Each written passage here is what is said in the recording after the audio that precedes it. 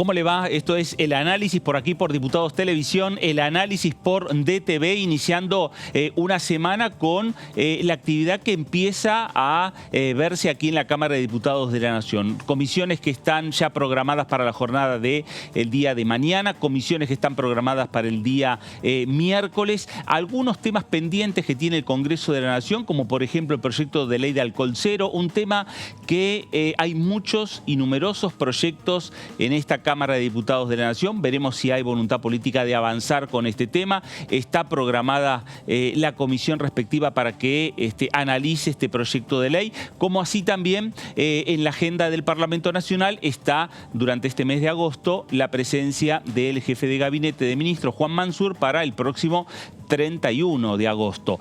Mientras tanto, los legisladores nacionales van enviando las preguntas a jefatura de gabinete. Esas preguntas se van a responder de manera escrita y posteriormente estará la ampliación de esas respuestas con la palabra, con la presencia de Juan Mansur aquí en el recinto de la Cámara de Diputados de la Nación. De esto vamos a estar hablando en las próximas 2 horas. Esto es el análisis por aquí, por DTV. Voy a saludar a mis compañeros que me acompañan en la jornada de hoy. Señor David Cayón, ¿cómo le va? ¿Cómo andás? Muy bien.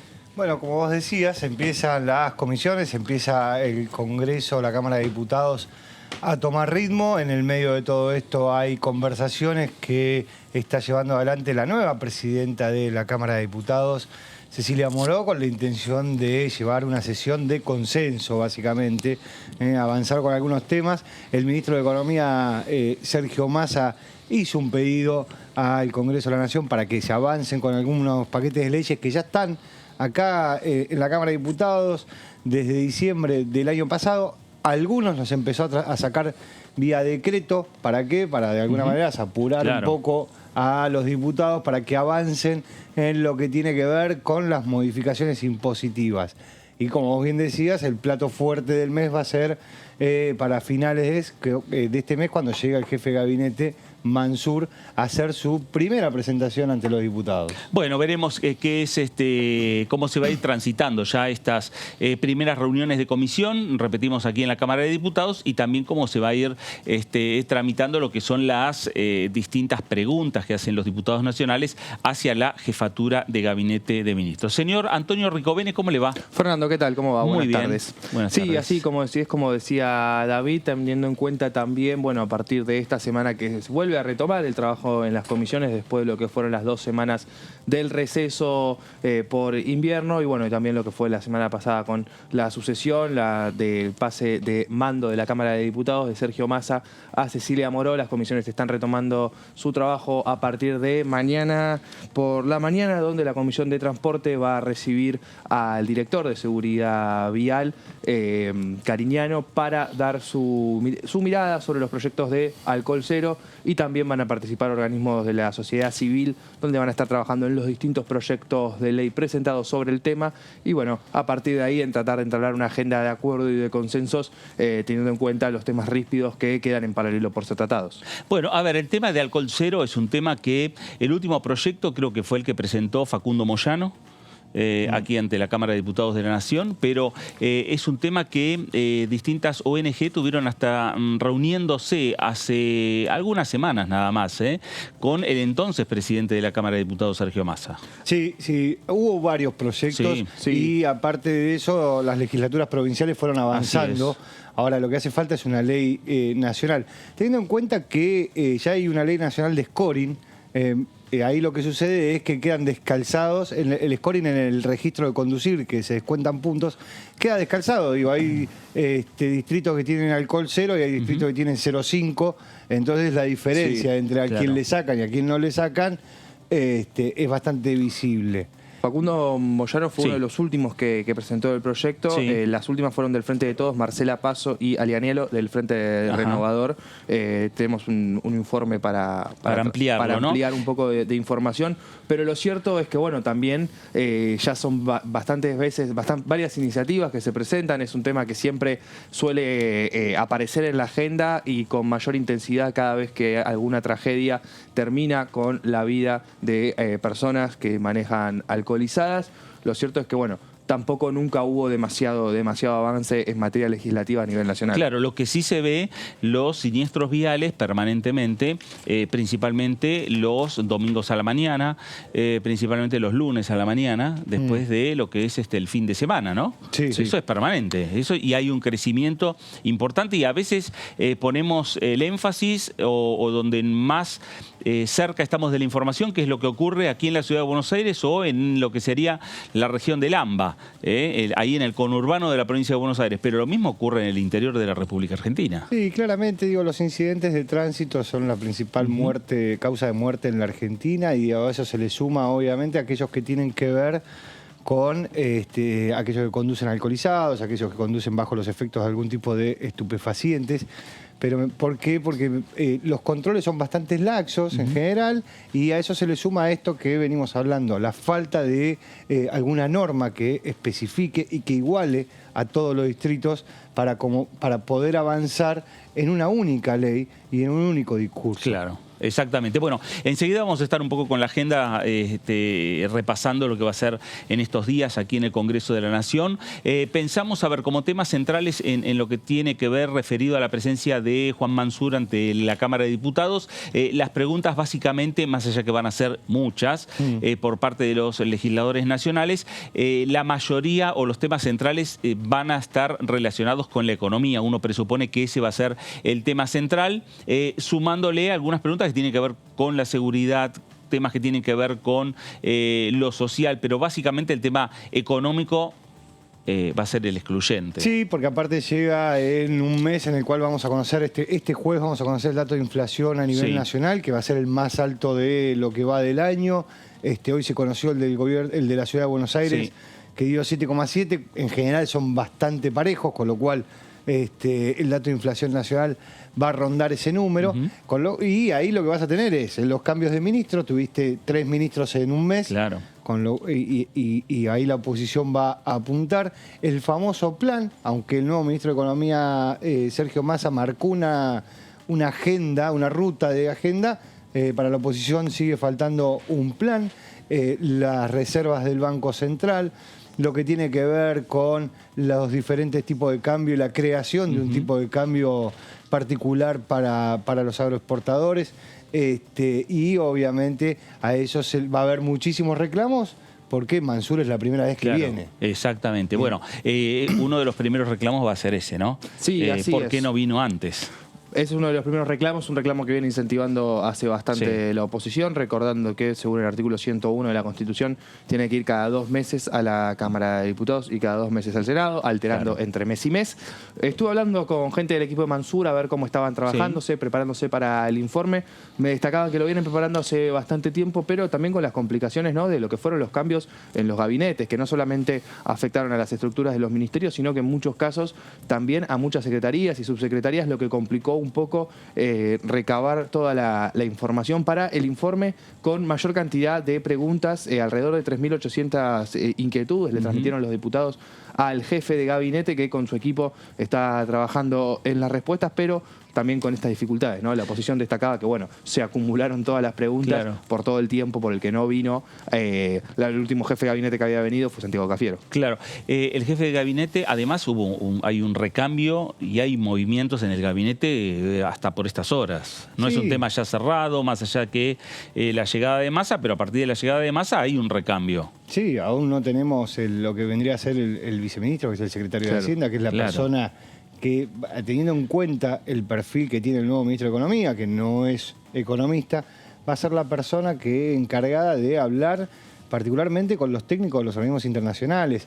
Digo, no es una crítica a el rol del ministro, que tiene que ser economista, pero lo cierto es que en la relación con los organismos internacionales, en particular con el Fondo Monetario Internacional, las conversaciones son técnicas, no son políticas. Y hay un lenguaje propio de esas conversaciones que aquel que no es economista no lo conoce, lo desconoce totalmente. Bueno, hace falta eso. Y en lo que tiene que ver con Mansur, también digo, el secretario de Hacienda es quien responde buenas partes de las preguntas que llegan al Ministerio de Economía.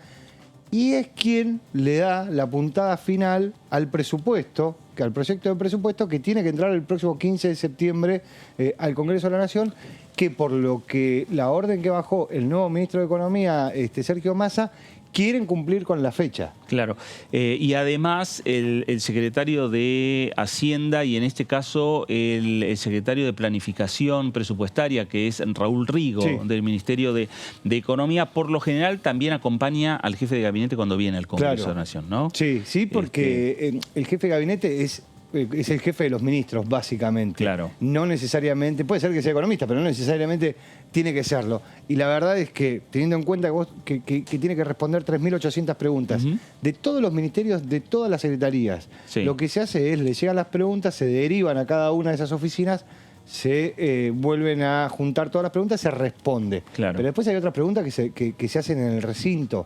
Y frente a eso, el que tiene los datos, el que conoce y el que responde es el funcionario de cada una de las carteras. Claro. Lo que hace es acercarle al jefe de gabinete la respuesta para que el jefe de gabinete pueda responder. El jefe de gabinete puede venir con la totalidad de los ministros, si quiere con todo el gabinete, por lo general vienen solos o vienen con algunos funcionarios, pero sí, pueden venir también con otros depende ministros. También la particularidad de los debates políticos. Claro. Uno se acuerda durante la pandemia, la que venía mucho era Carla Bisotti a acompañar al jefe de gabinete. Exacto. Cuando fue más que nada también hubo una presentación bastante ríspida por el tema de las vacunas, que en ese momento estaba el tema con Pfizer y las palabras que se habían agregado en la Comisión de Legislación General, que según la compañía complicaban. Bueno, ahí fue muy fuerte son simbólicas las presencias de los ministros que acompañan, porque no participan del debate, solo está el jefe de gabinete sentado en la primera banca sobre el recinto, debatiendo, respondiendo las preguntas de los legisladores. En su momento, cuando Marcos Peña era jefe de gabinete, traía un equipo bastante grande que quedaba en uno de los salones, en el caso del Senado o en la Cámara de Diputados, en un salón al costado, que básicamente iban buscando las respuestas de las preguntas que se hacían en el recinto en ese momento. Era un grupo de jefatura de gabinete, básicamente. Tomaban gran parte de lo que es el Salón de los Pasos Perdidos. Armaban, ¿no? Acá solía hacerlo el equipo de Santiago Cafiero, más que nada el equipo de Santiago Cafiero, el equipo del Chino Navarro en la Secretaría de Relaciones Parlamentarias, que acá en la Cámara de Diputados por lo general se les pone a disposición el Salón Delia Parodi para que desde ahí puedan trabajar y participar en las distintas búsquedas de preguntas y colaborar durante el debate. El tema particularmente va a estar en, ver quiénes vienen, ¿no? Quiénes son las figuras en este rearmado del gabinete que elige Juan Mansur para que lo acompañen. Pero sí es cierto que el equipo de la Secretaría de Relaciones Parlamentarias y de la Subsecretaría a cargo de Cecilia Gómez Miranda trabaja también, como recordaba recién David, durante toda la sesión para que suceda. Bueno, de aquí hasta el 31 de agosto tenemos bastante tiempo como para seguir diagramando y conociendo algunos datos respecto a cómo va a ser el informe que va a brindar el jefe de gabinete, Juan Mansur, ante los diputados y las diputadas nacionales. Vamos a ver la agenda para esta semana en el Congreso de la Nación. La agenda que comienza mañana, 9 de agosto, a las 2 de la tarde, la Comisión de Transporte, lo que nos decía Antonio, en la sala 3, en el segundo piso del anexo A de la Cámara de Diputados. Están invitados, fue invitado el director ejecutivo de la Agencia Nacional de Seguridad Vial, el doctor Pablo Martínez Cariñano,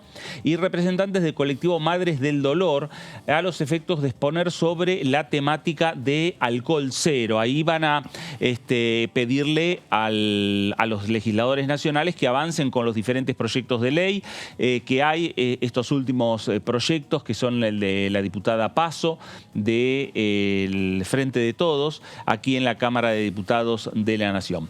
Vamos a seguir con la agenda para el día miércoles 10 de agosto a las 11 de la mañana. A las 11 de la mañana era, mañana, el día miércoles, a las 11 de la mañana, ahí tenemos la agenda, no, a las 10, ahí tenemos 10. La Comisión de Asuntos Cooperativos, Mutuales y de Organismos No Gubernamentales en la Sala 1, esto va a ser en el segundo piso del anexo A, varios temas, proyectos de resolución y de declaración. También tenemos otra reunión para el día de miércoles a las 11 de la mañana, la Comisión de Minería, Ya tuvo reuniones la Comisión de Minería con la secretaria del área para analizar la situación del sector. Hay varios temas para ir analizando en este Congreso de la Nación, en esta comisión, varios proyectos que han presentado y también inquietudes que tienen los propios diputados nacionales. A las 12 del mediodía, también del día miércoles, va a ser la Comisión de Presupuesto y Hacienda, en el anexo C, en el segundo piso, es el proyecto de ley de enfermería, la promoción de la formación y del desarrollo de la enfermería en la República Argentina. Este también es un proyecto que presentó en su momento el entonces diputado nacional por la provincia de Tucumán y que era presidente de la Comisión de Salud, ¿no? que estuvo trabajando este tema, la ley de enfermería, y que después el propio Poder Ejecutivo, Pablo Yedlin, y el propio Poder Ejecutivo respaldó esta ley en el medio de lo que fue casi saliendo de la pandemia. Sí, así es. Una ley muy importante que, bueno, Pablo Yedlin trabajó de acá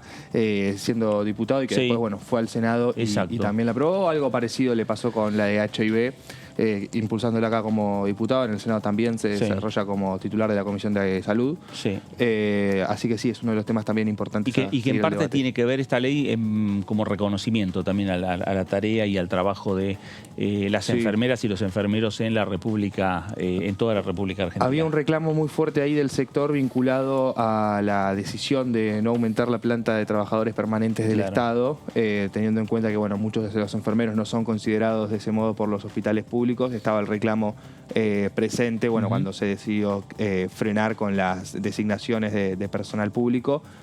Con esa medida vamos a ver qué participación tiene en el debate. Bueno, porque la pandemia lo que demostró, en definitiva, no solo en la Argentina, en el mundo entero, la falta de enfermeros, la falta de terapistas, la falta del personal de la salud que esté ahí en el primer lugar de la trinchera. Y es ahí donde se lo vio, no solo, repito, en la República Argentina, sino en el mundo entero, y hubo numerosas discusiones en respecto a, bueno, la situación no solo de estabilidad laboral de los enfermeros y de las enfermeras en los distintos hospitales nacionales, provinciales, municipales, sino también en la medicina privada, sino también respecto a la remuneración salarial. Y ahí estaban la posibilidad que había también de darles unos bonos determinados al personal de la salud en la República Argentina. Pero bueno, la situación planteada con la pandemia demostró en la falencia que el mundo entero está sobre este trabajo en particular. Vamos a seguir viendo un poco la agenda que tiene que ver con el día miércoles a la 1 de la tarde, la Comisión de Previsión y Seguridad Social, la Comisión de Presupuesto y Hacienda. Este es un plenario en el anexo C, en el segundo piso, reunión conjunta, y fueron invitados expertos quienes expondrán sobre el proyecto de ley en revisión por el cual se crea el plan de pago de deuda previsional. Este es un proyecto que ya viene con la sanción de la Cámara de Senadores. Veremos qué es lo que pasa aquí en la Cámara de Diputados, porque desde la principal oposición de Juntos por el Cambio están rechazando este proyecto de ley de deuda previsional. Sí, es un proyecto de ley que nació del oficialismo en la Cámara Alta, que fue rechazado por la oposición en la Cámara Alta, pero el Frente de Todos obtuvo los votos, le dio media sanción, y lo que propone básicamente es un sistema por el cual aquellas personas que no llegan a cumplir con los aportes para los 30 años de jubilarse y que están este año con edad de jubilarse, bueno, puedan acceder a esa jubilación a través de un plan de pagos en donde no es como las jubilaciones anteriores, en donde aquellas personas que no llegaban a los 30 años se le condonaba la deuda con la ANSES y decían, bueno, se jubila, sino que se jubila, pero sigue manteniendo la deuda y entra con un plan de pagos. También tiene la particularidad de que aquellas personas que están a 10 años de jubilarse y saben o averiguan que tienen deudas con la ANSES, también pueden empezar a pagar y a solucionar esa deuda a través de un plan de cuota. Por eso muchos lo vamos a escuchar como moratoria, pero no es una moratoria en sí mismo, sino que es un proyecto de un plan de pagos para jubilados, que tiene que ver mucho con que el mes pasado terminó la moratoria jubilatoria que se había iniciado en el último gobierno de Cristina Fernández de Kirchner. Bueno, había un montón de personas que no llegaban con la cantidad de aportes necesarios para poder jubilarse, que tenían la edad para jubilarse. El Ejecutivo lo que hizo fue prorrogar eso hasta fin de año o hasta que se apruebe esta ley. Claro. Lo que sea primero. Si esta ley se aprueba antes del 31 de diciembre, esa prórroga que se dio por decreto se cae y empieza a aplicarse esta ley. Bueno, a ver, en el Senado la construcción de mayorías estuvo, por un lado, con, obviamente, el Frente de Todos, el senador por la provincia de Río Negro, el senador por la senadora por la provincia de Misiones, y ahí consiguió el número necesario. Ahora, en diputados esa construcción cuesta un poco más. Sí, así es. En diputados cuesta un poco más esa transformación, pero lo que hay que tener en cuenta también fue el apoyo que recibió, y es distintivo, de la cordobesa Alejandra Vigo, representante del bloque Córdoba Federal, porque eso también se puede traducir en un apoyo importante que vaya a recibir esta ley de parte del bloque Córdoba Federal, que tiene 3 diputados y que también integra el interbloque federal, donde si bien suelen votar divididos, es probable que sumen también alguna adhesión desde ese lado. Claro, porque ahí también están los socialistas. Ahí también está el bloque socialista y está el bloque Identidad Bonaerense, con Camaño, Rodríguez y Randazzo. Claro. A partir de ahí lo que hay que tener en cuenta es cómo empieza a trabajar el oficialismo para llegar al número necesario, también teniendo en cuenta con la tranquilidad de otras leyes que se están negociando. Va a ser una ley con la que se va a buscar dar un tire y afloje para que salgan otros proyectos, y también, bueno, para tener en cuenta las presencias en las comisiones donde se va a estar debatiendo esto, cómo podrá armar el oficialismo para conseguir esa mayoría. Bueno, vamos a seguir viendo la agenda para esta semana, para el día miércoles, que es a las 4 de la tarde, la Comisión de Familias, Niñez y Juventudes, en la sala 3, en el segundo piso del anexo A de la Cámara de Diputados. Fueron invitados funcionarios e instituciones sobre derechos de los niños, niñas y adolescentes, quienes abordarán sobre la temática de abuso y maltrato infantil en el marco de las iniciativas presentadas, Ley Lucio y Ley Abigail. Bueno, son diferentes proyectos que se van a discutir el día miércoles, en este caso a las 4 de la tarde, y varias iniciativas que también ya han presentado los propios legisladores nacionales, y ahí tenemos lo que sería hasta el momento la agenda de trabajo aquí en la Cámara de Diputados de la Nación, porque se retoma a partir del día de hoy lo que es la actividad en el Congreso Nacional, y repetimos, ya hay una agenda para la jornada de mañana, una agenda más intensa para el día miércoles, y mientras tanto Cecilia Moró, Germán Martínez, seguramente esta semana van a avanzar en alguna discusión, algún llamado, algún encuentro con los presidentes de las bancadas, principalmente de los bloques de la oposición, para ver si se puede construir ahí una agenda de trabajo para que haya una sesión especial antes del 31 de agosto, ¿no? Así es, era la idea. Cecilia Moró se comunicó por llamadas y mensajes de texto con los jefes de bloque de la oposición. La idea ya la venían madurando para reunirse esta semana, donde también tenemos que prestar atención a la ley agroindustrial, este proyecto que pidió Sergio Massa al Congreso, el único de los 3 que todavía no recibió media sanción de la Cámara de Diputados, un proyecto muy importante para agilizar también las exportaciones y que ingresen dólares al Banco Central. Hace un ratito se confirmó que es otro día de caída de las reservas del Central de 80 millones de dólares, un poquito menos de lo que venían cayendo, pero tuvo que volver a vender divisas. En ese escenario ya hay conversaciones entre el oficialismo y la oposición para avanzar en esta semana o la próxima en el debate en las comisiones, donde Juntos por el Cambio va a plantear algunas modificaciones.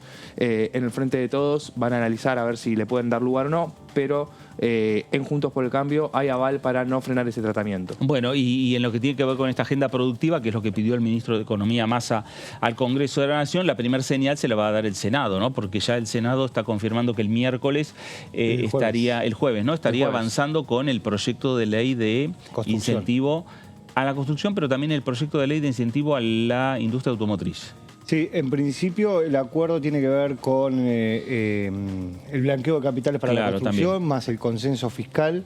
Sí. Y hoy se está definiendo si se sube también al temario la industria automotriz. Ahí tiene que ver con los pedidos, ¿no? Digo, Massa pide construcción, el proyecto de ley que tiene media sanción, que es de su autoría y que está acompañando, lleva la firma de Cristian Ritondo, el presidente del bloque del PRO. Lo que uno presupone es que por lo menos cierta parte de Juntos por el Cambio en la Cámara Alta lo va a acompañar. Es un blanqueo de capitales exclusivo para la industria de la construcción.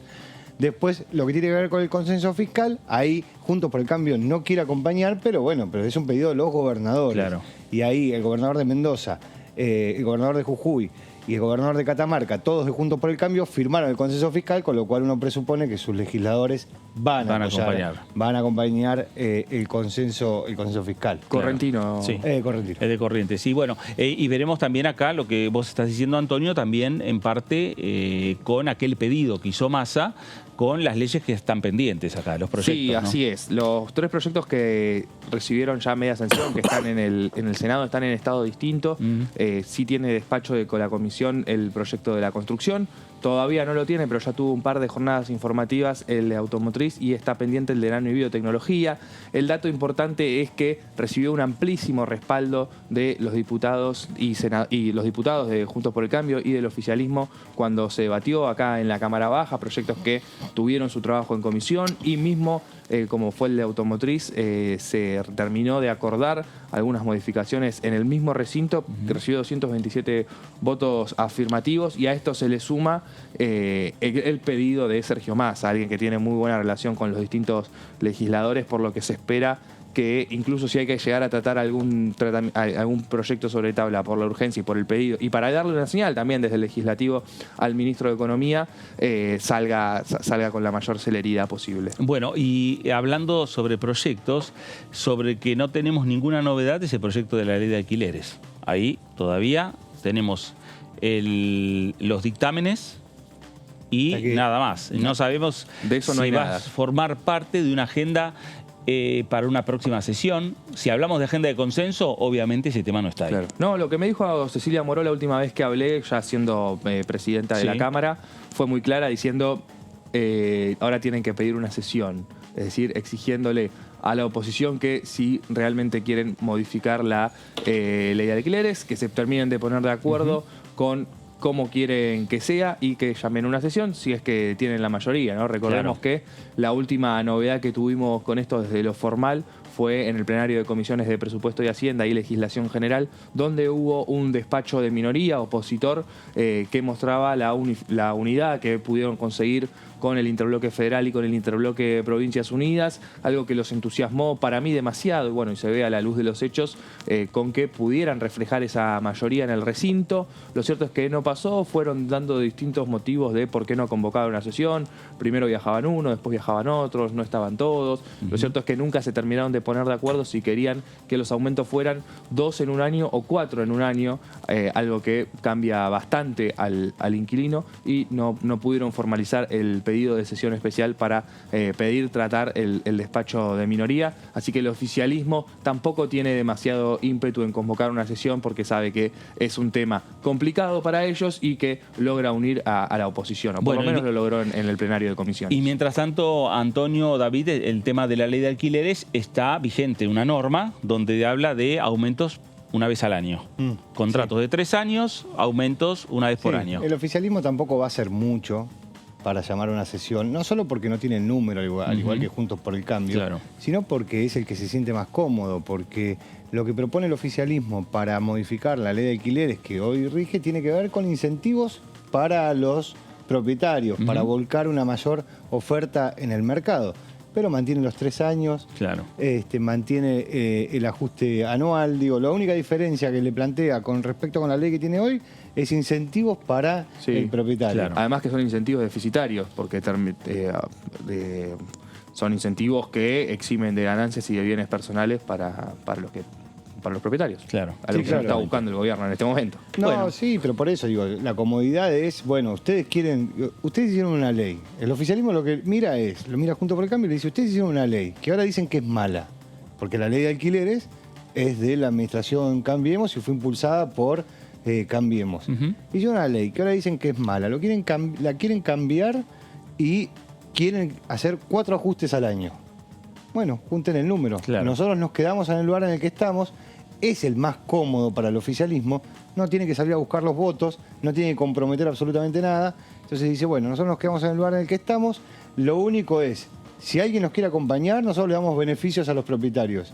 Si no, nos mantenemos en el lugar en el que estamos, que los inquilinos a la hora de observar 4 ajustes por año o la actual ley, no sé qué prefieren. Claro. Me da la sensación que prefieren más la actual ley. Claro, el tema es buscar el punto medio que prefieren los inquilinos, pero que prefieran también los dueños. Sí, ¿no? sí. Ahí está el tema Sí, también hay una para discusión, reactivar digamos, el sector también. hay una discusión Eso. respecto de en qué momento desapareció la oferta, si Claro. con la ley o previo a la ley.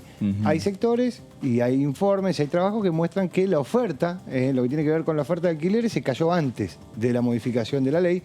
¿Por qué? Porque mucha gente entiende que no es redituable hoy para el propietario poner una propiedad en alquiler, porque para que sea redituable, que el costo de tener una segunda propiedad, alquilarla y que sea un beneficio económico, lo tiene que poner muy por arriba de lo que el mercado permite. Entonces dicen, bueno, en realidad se cayó la oferta antes. Claro. Sí, eso es lo que dice David. Ese informe también insiste en el crecimiento inflacionario a partir de entre 2017 a 2018.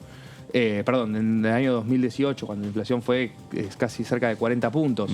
En este contexto también de inflación creciente y por encima de esos números, todo tiende a pensar que que las propiedades van a seguir saliendo del mercado en un escenario de alta inflación, donde también lo que destacan tanto oficialistas como opositores es que para el inquilino y para el propietario esta es la peor situación, donde mayor incertidumbre hay respecto a, bueno, si pongo una propiedad en alquiler ahora, ¿qué va a pasar? ¿Con qué ley voy a entrar? ¿Con qué ley voy a salir?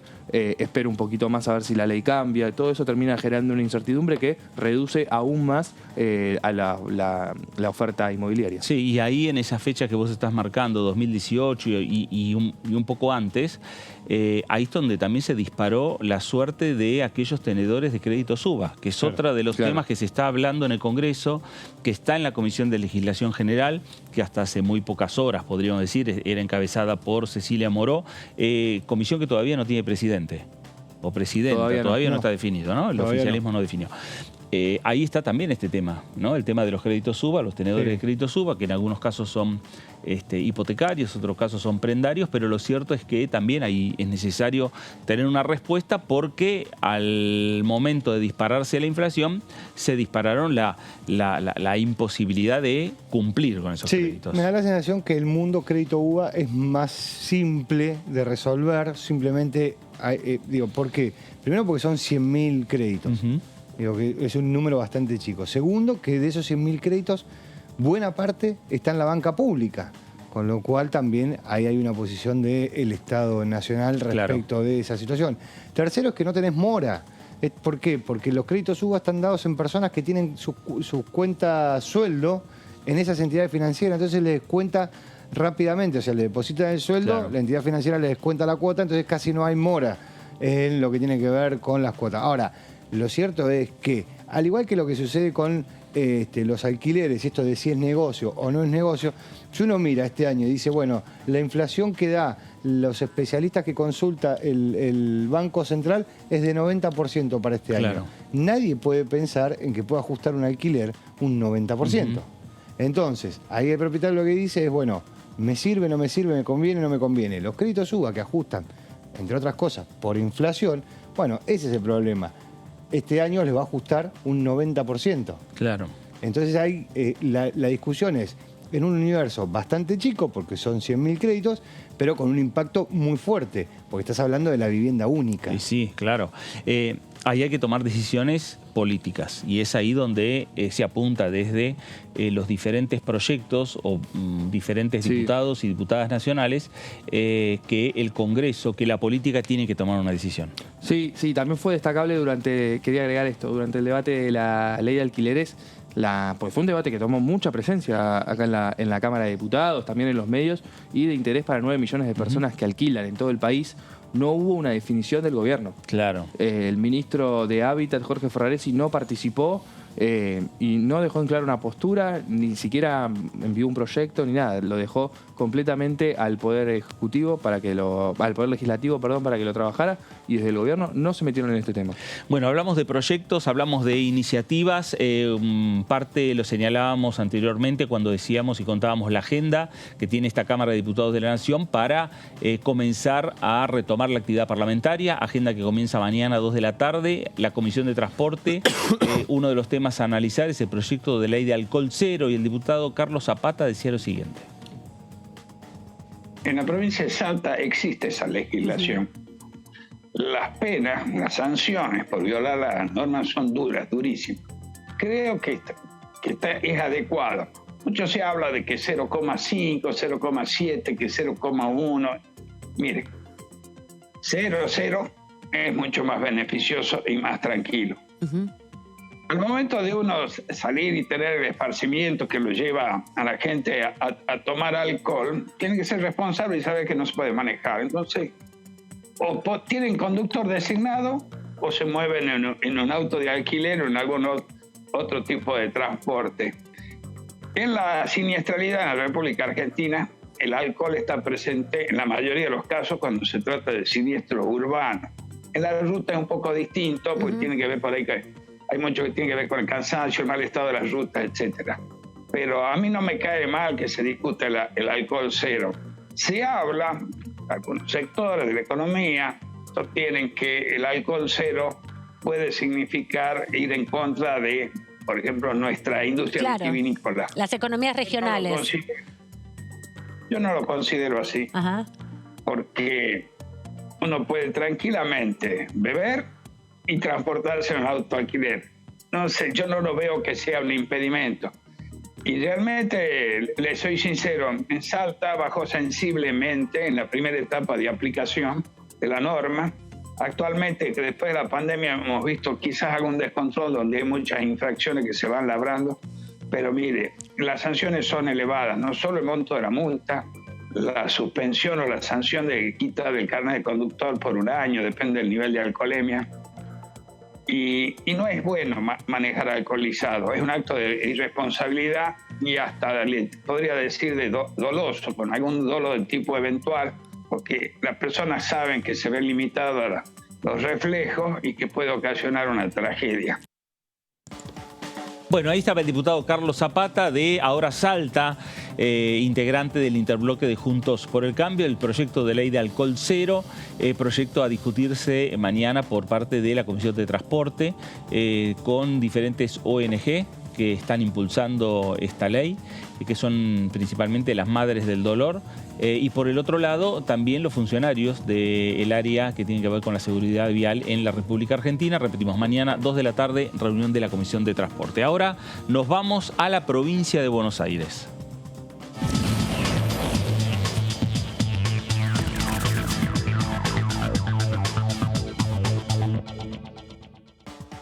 Diputado José Luis Esper, ¿cómo le va? Fernando Fraquelli saluda.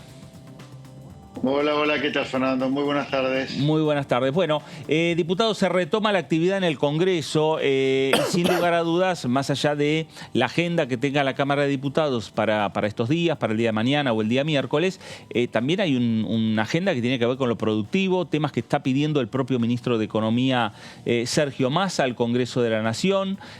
¿Por dónde pasa la agenda de Avanza Libertad aquí en la Cámara de Diputados? Bueno, como diputado, como corresponde, analizaremos con muchísimo cuidado, con toda la profesionalidad del caso, cada uno de los proyectos que presente el Ejecutivo o que presenten otras bancadas, como ha sido siempre característica nuestra. Después votaremos de manera afirmativa o negativa en función de si creemos que los proyectos, independientemente de dónde vengan, ayudan al pueblo que nosotros representamos o no. Si estamos convencidos que representa al pueblo, que es nuestro mandante, que es aquel que nos paga el salario, que es a quien servimos, votaremos a favor, y si no, no. Veremos. José Luis, más allá de los diferentes proyectos, más allá de las diferentes iniciativas, el momento más importante, a su entender, por su especialidad de economista, sí, ¿es el proyecto de ley de presupuesto 2023? Sí, yo le diría que sí. Yo diría que como proyecto de ley sí, porque además incluso va a haber que, supongo que trabajar un poco con el acuerdo con el fondo, porque si bien en marzo la Cámara de Diputados primero y el Senado después le dio aprobación al proyecto de ley del Fondo Monetario, las metas se fijaron de manera anual. Habrá que ver si esto para el año 2023 va a implicar que el Congreso tenga que ratificar o no las metas que el gobierno envíe acordadas con el Fondo Monetario, porque pueden ser números muy diferentes a los que surgieron de 2023. Pero sí, el presupuesto 2023 es sin duda de los que están dando vuelta el proyecto más importante a discutir en el Congreso. ¿Qué tal, Esper? ¿Cómo le va? Buenas tardes. Lo saluda Antonio Ricovene. Quería preguntarle en las últimas... Hola. ¿Cómo va? En las últimas horas, desde un sector de los movimientos sociales dentro del Frente de Todos dejaron trascender la posibilidad de una división del bloque oficialista si no hay anuncios de Sergio Massa vinculados con los sectores más pobres de la sociedad argentina.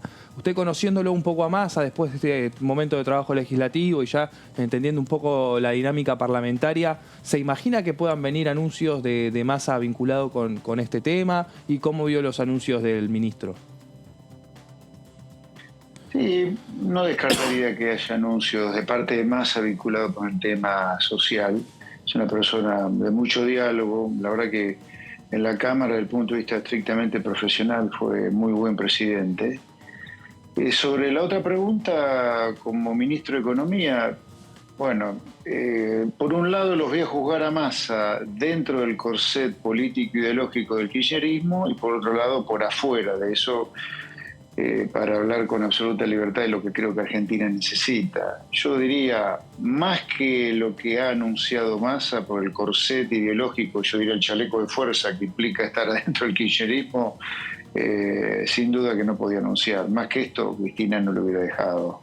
Así que dentro de lo que Cristina le ha permitido a Massa, ha anunciado algo más o menos razonable. Insisto, dentro del delirio kirchnerista, sin duda Massa es el más cerebral de todos. Ahora, usted me dice, el punto de vista estrictamente técnico, y yo le diría, estamos lejos de algo razonable. Olvidándome del chaleco de fuerza que implica el kirchnerismo. ¿Por qué le digo esto?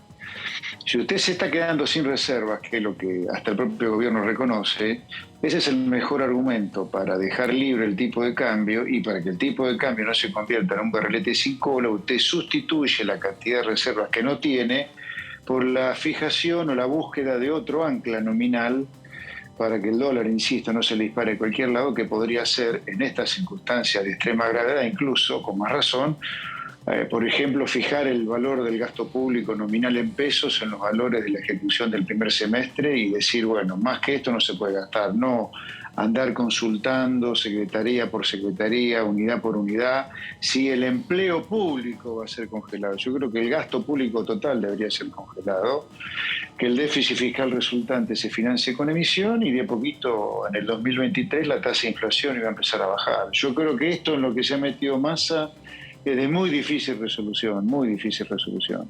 No veo que el déficit fiscal pueda bajar sustantivamente solamente dedicándonos a reventar de tarifazos a la gente de trabajo, como ya le pasó a Macri, ¿no? Esto, después de todo, no es muy diferente a lo que hizo Macri.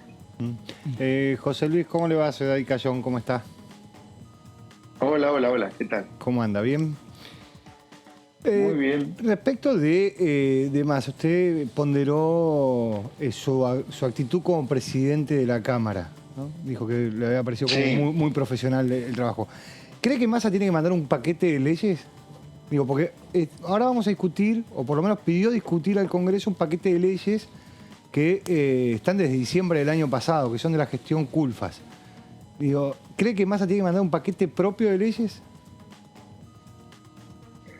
No, mire, yo creo que Massa asume una circunstancia muy, muy delicada desde el punto de vista fiscal, desde el punto de vista de las reservas. Yo creo que su energía debería porque lo que anunció es muy pobre para el problema de reservas y fiscal que tenemos.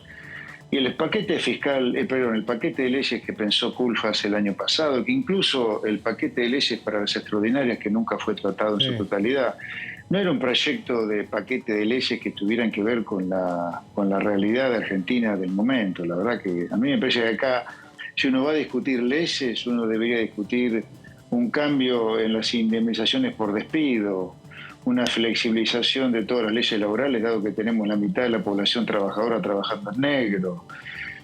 O el ámbito para discutir propio del Congreso debería ser, bueno, si las provincias están recibiendo mucha plata de coparticipación y también para financiar sus planes sociales, en esta circunstancia de extrema gravedad, donde a la gente se le está reventando a tarifazos de nuevo, que el ahorro no termine siendo a las provincias con más coparticipación, sino que se le dé a los jubilados.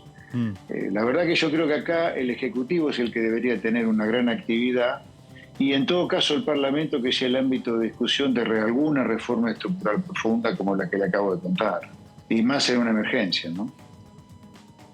Diputado, quería preguntarle también, teniendo en cuenta los distintos proyectos que hay en agenda, ¿cómo vio la situación con el Compre Argentino, que es uno de los que quedó en desventaja, quedó en deuda del semestre anterior?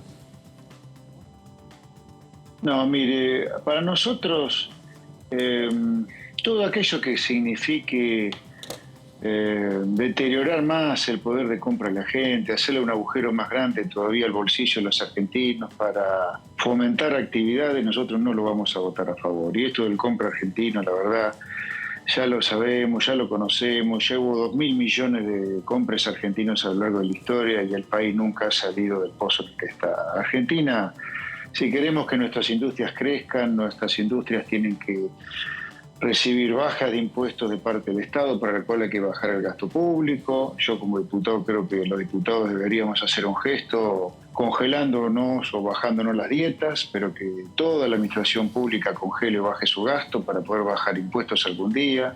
Hay que reducir costos laborales. A ver, no hay soluciones particulares como el Compra Argentino, la ley agroindustrial, la ley de promoción de la construcción, con una macroeconomía que va al 100% de inflación, con corrida de depósitos, corrida contra los bonos, reservas inexistentes en el Estado.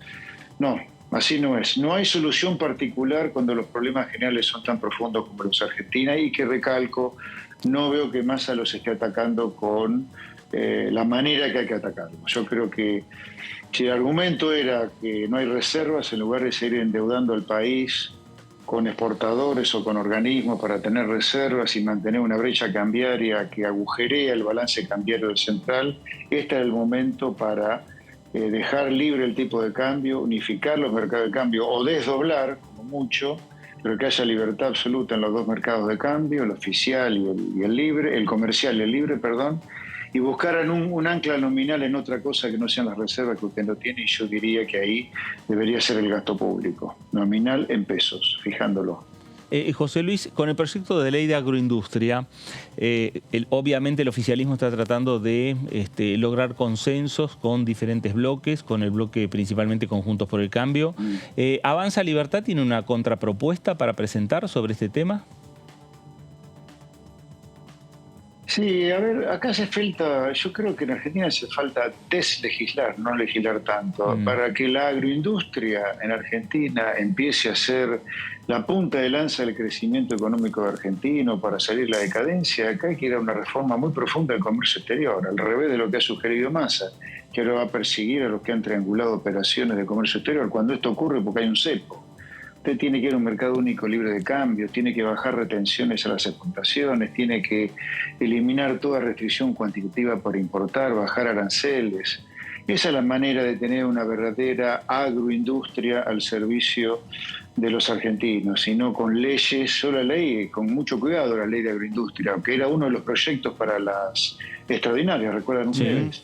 Y la verdad que es un verdadero mamarracho, no tiene ni pie ni gollete esa ley. Ahora, José Luis, digo, respecto de esto, esa es una ley que fue tratada con el sector privado y que la cadena de valor participó del armado de... Salvo la mesa de enlace de las entidades del campo, digo, el resto de la cadena de valor participó de ese proyecto de ley y estaba de acuerdo con lo que se había consensuado y se había presentado en la Cámara de Diputados. Sí. Digo, o no para eso está la democracia. No, pero está bien, pero la pregunta es qué fue lo que ellos no entendieron, que vos estabas remarcando esto de que no tiene ni pies ni cabeza. ¿Qué es lo que no entendieron de lo que llevan a ver? yo además de ser diputado nacional, soy economista profesional, soy productor agropecuario, así que... Por eso te pregunto, porque sé las dos cosas. Lo que es el campo. No hace falta una ley de agroindustria. Esto era una ley que hablaba de reembolsos marginales a las exportaciones, crédito blando. Mire, todo eso lo podemos hacer por afuera de una ley. Una amortización adelantada para los ganaderos, sí, como ganancias. Insisto, al ganadero, al productor de soja, al productor de trigo, al productor de petróleo, bueno, estamos hablando de agro, ¿no? El petróleo lo podemos dejar afuera. Lo que necesitamos los productores agropecuarios es que nos saquen las retenciones de encima, que abra la economía, el comercio, el gobierno. Son todas decisiones, básicamente el Poder Ejecutivo. A ver, Argentina tiene, como pocos países en el mundo, una biblia directamente de restricciones cuantitativas para poder importar.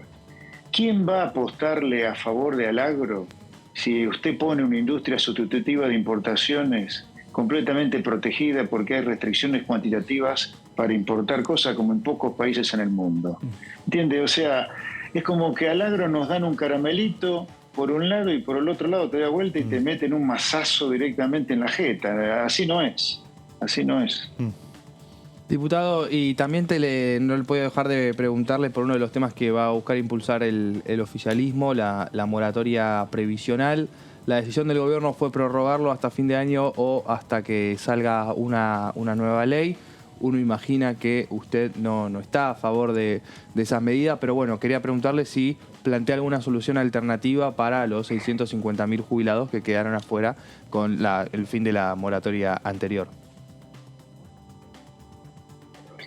A ver, si me dicen que los fondos para esta nueva moratoria van a salir de alguna reducción del gasto público, yo me puedo poner a pensarla.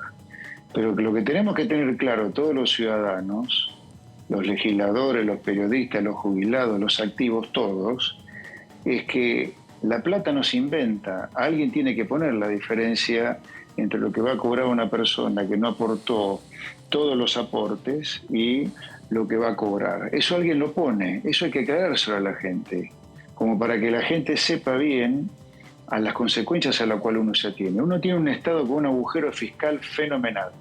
¿Le vamos a agregar más déficit? Yo diría que no, porque eso va en detrimento de los saberes jubilatorios en términos reales. Es pan para hoy, hambre para mañana. Si discutimos qué gasto cortamos para siempre, para poder pagar para siempre a estos 650.000 personas que no tuvieron todos los aportes durante toda la vida, yo me puedo poner a conversar. Ahora, así de la nada, no.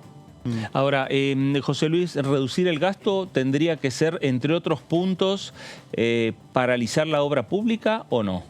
¿O se puede reducir de otra manera? No.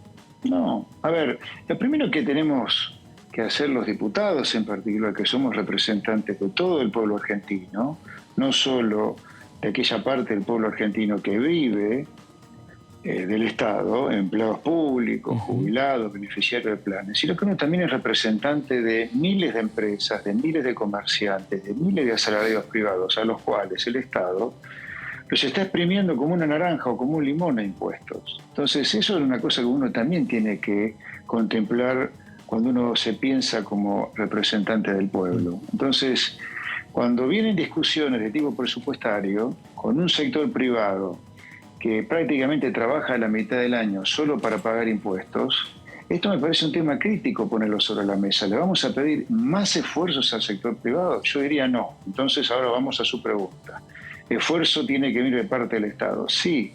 En esta emergencia más que nunca. Yo diría una manera en la cual el Estado nacional, sea hacer las cuentas, porque yo le sacaría en esta emergencia, así como en su momento hubo un acuerdo con provincias para que las provincias recibieron menos coparticipación para financiar el agujero fiscal que generaba la privatización del sistema previsional, en esta emergencia, bueno, si las provincias están recibiendo mucho dinero por planes sociales, que eso no se lo dice cuando se discute la coparticipación, que reciban menos dinero para que ese dinero sea distribuido para estos 650.000 jubilados y que el dinero lo pongan ellos cortando la cantidad de ñoques que hay en muchas provincias. En Formosa, Chaco, no hay desempleo prácticamente. ¿Por qué? porque son todos empleados públicos. Vaya a mirar la productividad que hay de esos empleados públicos en Formosa y Chaco, 0. Bueno, usemos ese dinero, parte de ese dinero, para darle la moratoria a estos 650.000 jubilados que se jubilaron por decisión del gobierno sin todos los aportes. El punto acá que uno tiene que poner sobre la mesa es que las arcas públicas no dan más y la gente no da más de pagar impuestos. Y uno no solo es un representante de la gente que está trabajando en el Estado o cobrando su jubilación del Estado, o cobrando un plan social del Estado, sino también es defensor de los contribuyentes que posibilitan que el Estado pueda gastar. Y esto en general no se tiene en cuenta. José Luis, gracias por estos minutos para con Diputados Televisión. Un placer, Gracias. Muy buenas tardes. Buenas tardes. El diputado José Luis Esper, del bloque Avanza Libertad, aquí en la Cámara de Diputados de la Nación. Bueno, los diferentes temas para analizar por parte de la Cámara de Diputados. Recordamos, hoy se retoma la actividad. Mañana ya hay programadas reuniones de comisión, tanto mañana martes como el próximo día miércoles. Ahora nos vamos a hacer una pausa. Después de la pausa vamos a recordar también nuevamente la agenda que tenemos aquí en la Cámara de Diputados de la Nación. Pausa, esto es el análisis por aquí por Diputados Televisión, el análisis por DTV. Regresamos en un par de minutos nada más.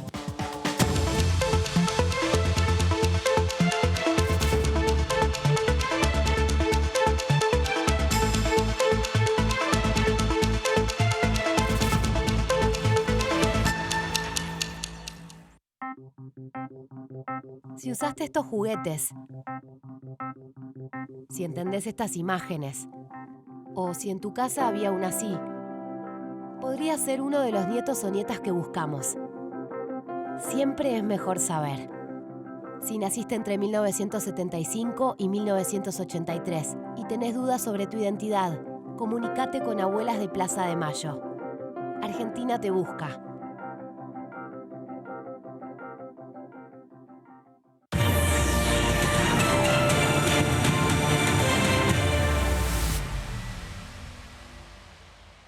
El mundo estuvo 2 años parado por una pandemia. Y ahora nos toca decidir. ¿Queremos un país que ponga en pausa cualquier medida para que nuestro sueldo le gane a la inflación? ¿O queremos una Argentina que piense en los consumidores de acá en vez de en los de afuera? ¿Queremos un país que ponga en pausa todos nuestros derechos? ¿O una Argentina que avance defendiendo el trabajo y la indemnización? ¿Queremos ser un país que ponga en pausa la educación? ¿O la Argentina que avance para trabajar el doble y recuperar el tiempo perdido? Podemos quedarnos empantanados en las discusiones o ser la Argentina que avance con lo que necesita la gente, que después de tanto tiempo necesita moverse. Más velocidad en políticas de educación, en inversión en infraestructura, en políticas para que tu sueldo le gane a los precios. Primero la gente. Argentina Presidencia.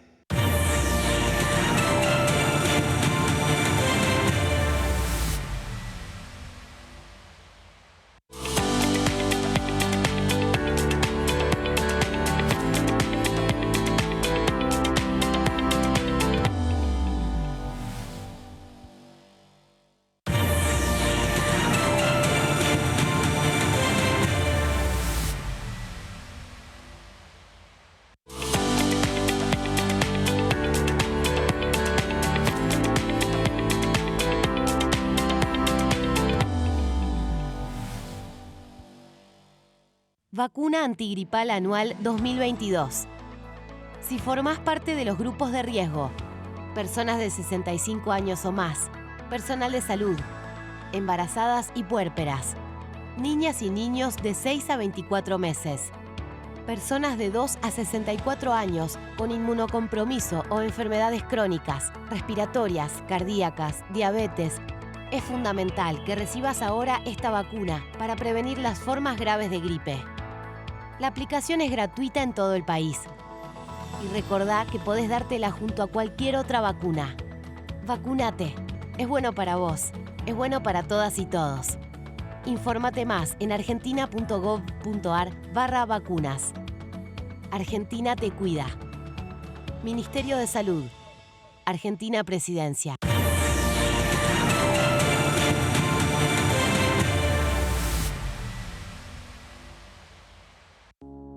Las sesiones son el espacio donde los diputados debaten proyectos de ley para su aprobación, modificación o desaprobación. En una misma sesión se pueden tratar varios proyectos de ley. Desde el 1 de marzo, cuando el presidente las inaugura, se desarrolla el periodo de sesiones ordinarias. Entre el 1 de diciembre y el 28 de febrero se extiende el periodo de sesiones extraordinarias que solo pueden ser realizadas a pedido del presidente de la Nación. En el recinto, el bloque oficialista se dispone a la derecha del presidente de la Cámara, el bloque opositor mayoritario a la izquierda y en el centro los bloques con menos cantidad de integrantes. En el tratamiento, en general, los diputados tienen 7 minutos y los jefes de bloque entre 20 y 12 minutos conforme al número de legisladores que representen. La sesión es dirigida por el presidente de la Cámara de Diputados, que administra el uso de la palabra y las distintas instancias del funcionamiento. A la izquierda del presidente está el secretario administrativo, a la derecha el secretario parlamentario y debajo de él están los taquígrafos, que registran cada uno de los testimonios.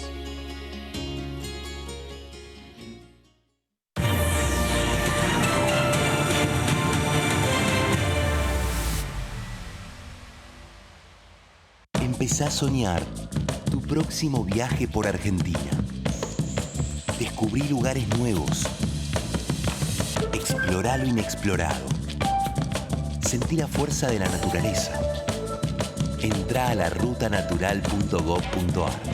Inspirate, elegí, planificá. La naturaleza te espera. Argentina te espera.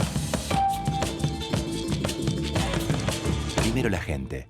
Ministerio de Turismo y Deportes. Argentina Presidencia.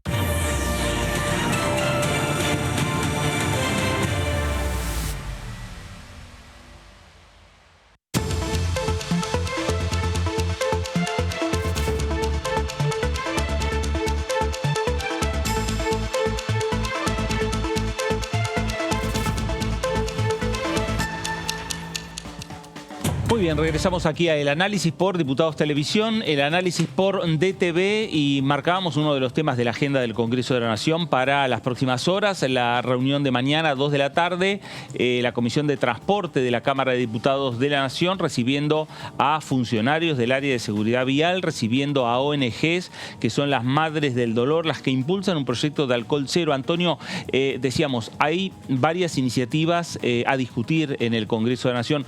Falta lo que sería la voluntad política de decir, bueno, avancemos con este proyecto de ley o con este otro proyecto, pero avancemos con algo. Sí, hay una decisión política, por lo menos, de dar respuesta a este conflicto que vienen planteando distintos legisladores hace bastante tiempo. Es uno de los temas que aparece, lo comentábamos un poco al principio del programa, cada vez que hay una tragedia, así que es un tema que está ceñido por pasiones que se meten directamente en el debate legislativo y por momentos de mucho dolor para muchas de las familias. Es un proyecto, es un debate también donde bueno, se va a extender con la participación de distintas figuras y de distintos representantes de la sociedad civil que van a traer su mirada y su enfoque para que esto empiece a suceder. Lo comentabas al principio, uno de los que más trabajó en esto en su momento es el exdiputado Facundo Moyano. Claro, exactamente.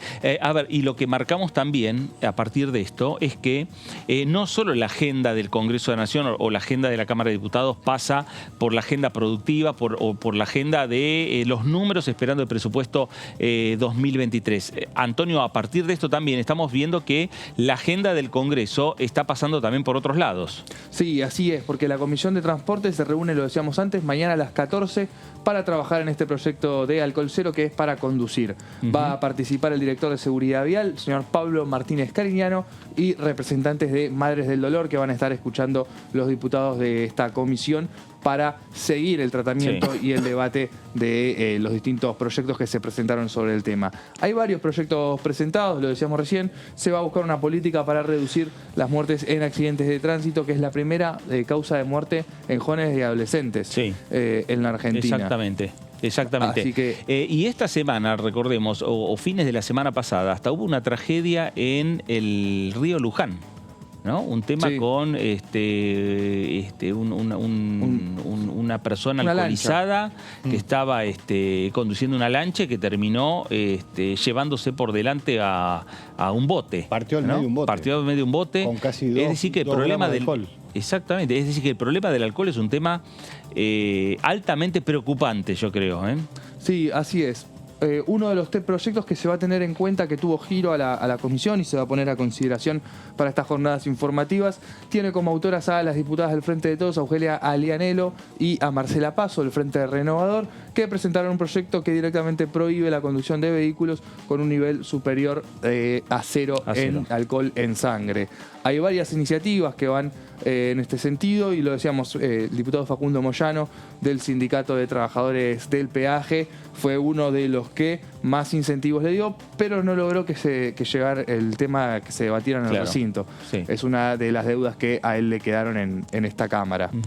Sí, bueno, y veremos entonces cuál es la suerte también que van corriendo estas iniciativas, porque a partir de este proyecto que presentan 2 diputadas nacionales, en muchos casos o artículos pueden llegar a coincidir con lo que planteaba Facundo Moyano u otras iniciativas, y habrá que ver la posibilidad de consensuarlos, ¿no? Sí, así es, hay una mirada en conjunto porque lo decíamos recién, una de las diputadas del Frente Renovador, mismo espacio político que integró Moyano.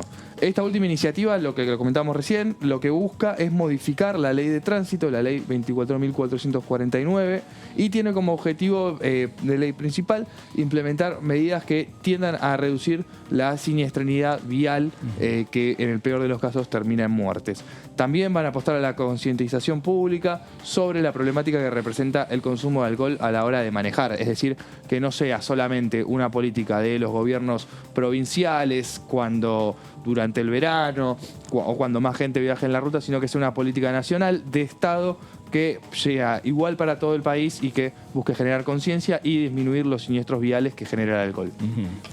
Ese es uno de los temas. Una de las autoras, Alianelo, lo que explicó es que las cifras de víctimas de accidentes viales son escalofriantes y desde el Estado tenemos la obligación de reforzar las medidas necesarias para prevenirlas.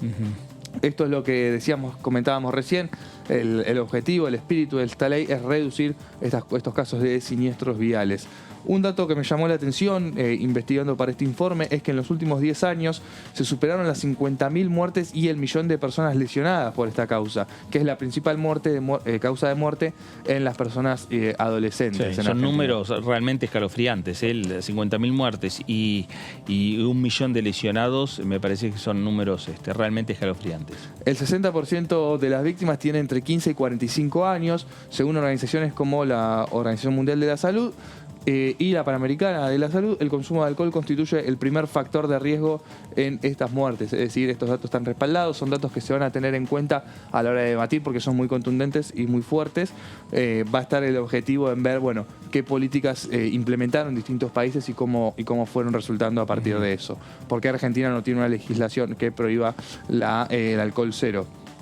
Este proyecto responde a una demanda social por años postergada. La actual ha sido sostenida e impulsada por el conjunto de organizaciones que nuclean a familiares de víctimas de siniestros y viales en todo el país. Es uno de los fundamentos de ambas autoras, Alianelo y Paso, para sostener este proyecto que se va a debatir mañana a las 14 en la Comisión de Transporte. Bueno, una nueva oportunidad, podríamos decir, ¿no?, que se toma la Cámara de Diputados de la Nación para avanzar con esta iniciativa, la iniciativa de Alcohol Cero, el tema que bien lo señala Antonio, el tema de la concientización de la sociedad civil, la concientización principalmente de los papás, de los tutores, de los encargados de los más jóvenes, porque en definitiva también los adolescentes son los más jóvenes son las principales víctimas que tienen los datos estadísticos que hoy tienen el incidente vial. Y por el otro lado también el organismo de Contralor. ¿Quién controla?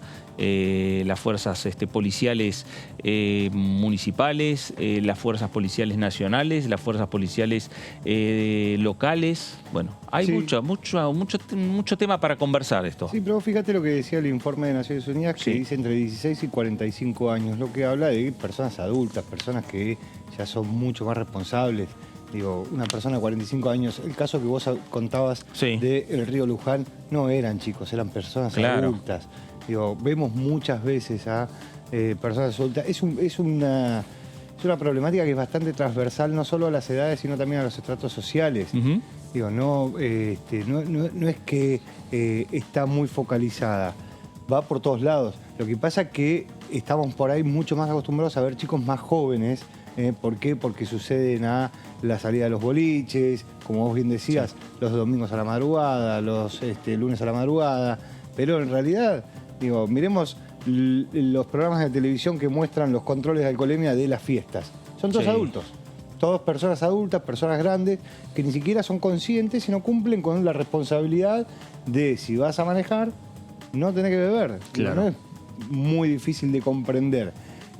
Uno hasta en algún lugar puede comprender la irresponsabilidad de alguien de 17 años, de 18 años, no la irresponsabilidad de una persona de 40 años. Seguro. Bueno, veremos qué es lo que pasa con este debate que repetimos mañana, 2 de la tarde, se inicia en la Comisión de Transporte de la Cámara de Diputados de la Nación. Nos vamos a ir ahora a la provincia de Entre Ríos.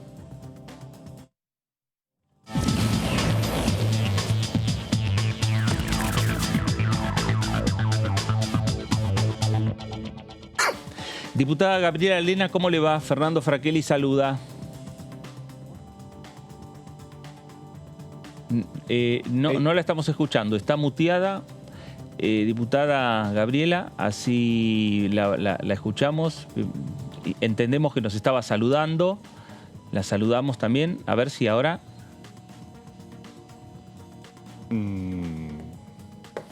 No, bueno, a ver, enseguida vamos a estar dialogando con la diputada Gabriela Lena, que está en la provincia de Entre Ríos, diputada por la Unión Cívica Radical, en estos momentos en la cual se va a retomar la actividad en el Parlamento Nacional, ¿no? Sí, así es. Está previsto que entre esta noche y mañana a la mañana empiecen ya de vuelta a llegar los diputados de las 24 provincias al Congreso de la Nación, a retomar las actividades y también a retomar su agenda, ¿no? Porque hay muchos diputados que presentan sus proyectos y que empiezan también a trabajar políticamente para que sus iniciativas tengan un transcurso que rueden en las comisiones. Sí, claro, y además se puede discutir la agenda productiva y paralelamente la agenda que tiene que ver más con lo social, como es este proyecto de alcohol cero o el proyecto de ley de enfermería u otras iniciativas que tengan los diputados nacionales, ¿no? Sí, también hay que tener en cuenta algo que los diputados de Juntos por el Cambio hicieron mucho hincapié la semana pasada cuando se dio el cambio de autoridades, que